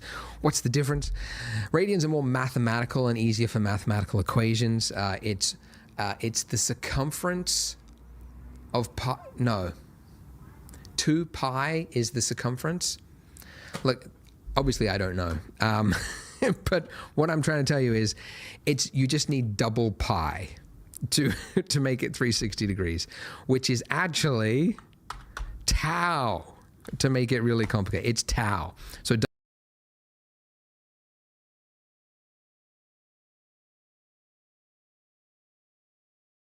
double pi. So pi is 3.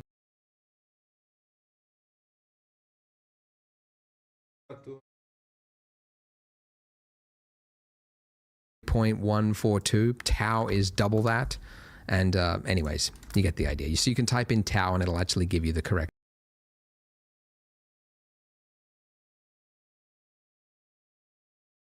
value. So that's 360-degree rotation. We also want it, because you can see this is the other axes, like the middle one spinning around. So we also want it on that one, because we've got a curved one. So let's make that tau. And then this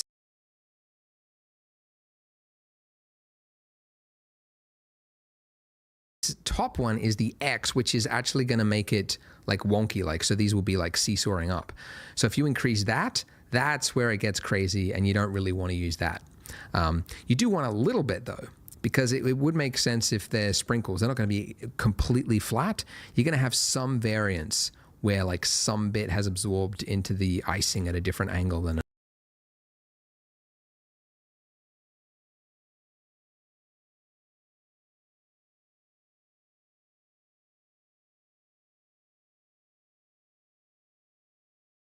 another, but just not too much, essentially, or else it starts to look like little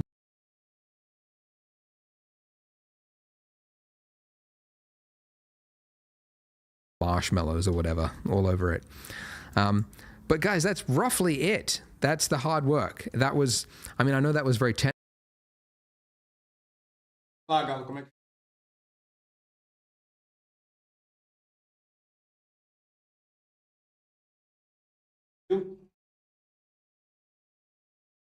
Eu acredito que depois ele vai pintar.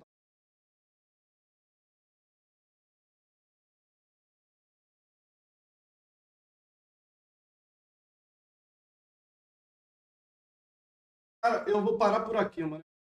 11h50.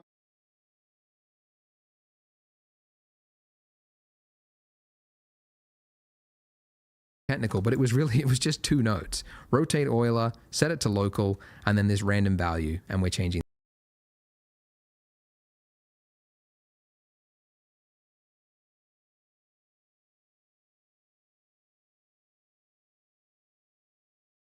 that to rotate it. And we did it. We got nice looking rotation. Now, one thing we do have to change is the distance min. So because these longer sprinkles obviously are bigger than the distance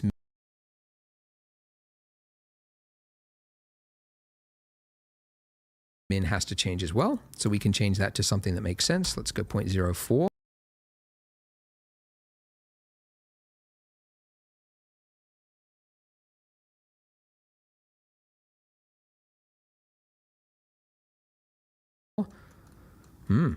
That might have actually been pretty perfect. Let's try 3.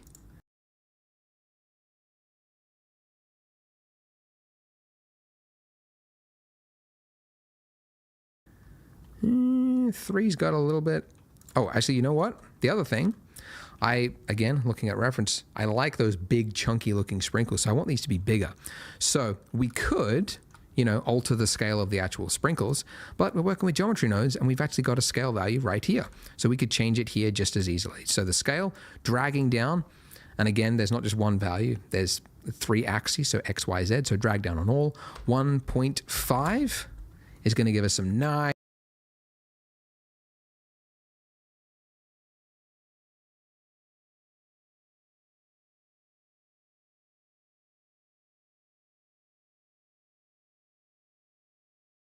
big chunky looking sprinkles, and now this distance value needs to be a lot bigger. So let's go 0.0.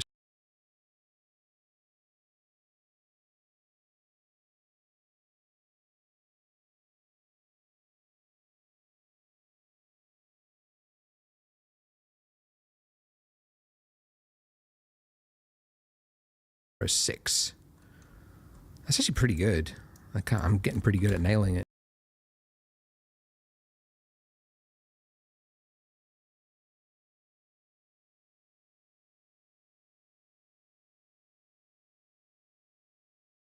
No, I was right before.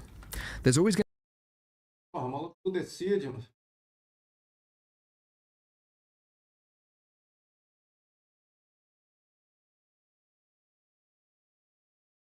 to be some overlap, right? You're not going to be able to stop it because it's not doing object like collisions. It's nothing like that. It's a very simple, again, it's doing a point and then it's creating a radius around it.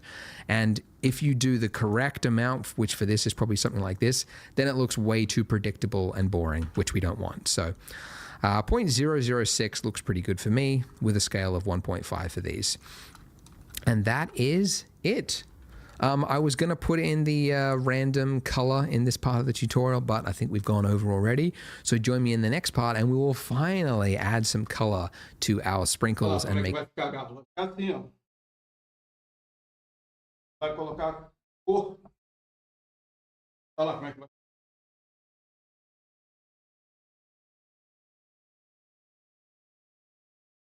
Olha como é que vai ficar no final, galera. Eu cheguei na metade. Não, já passei, né? Não, cheguei na metade. 2 horas e 25. De 4 horas e 55 para fazer isso aí. E o Klaus falou para eu fazer esse curso umas 3, 4 vezes.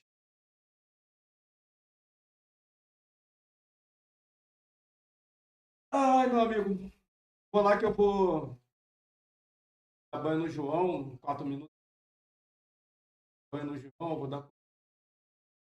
Beleza?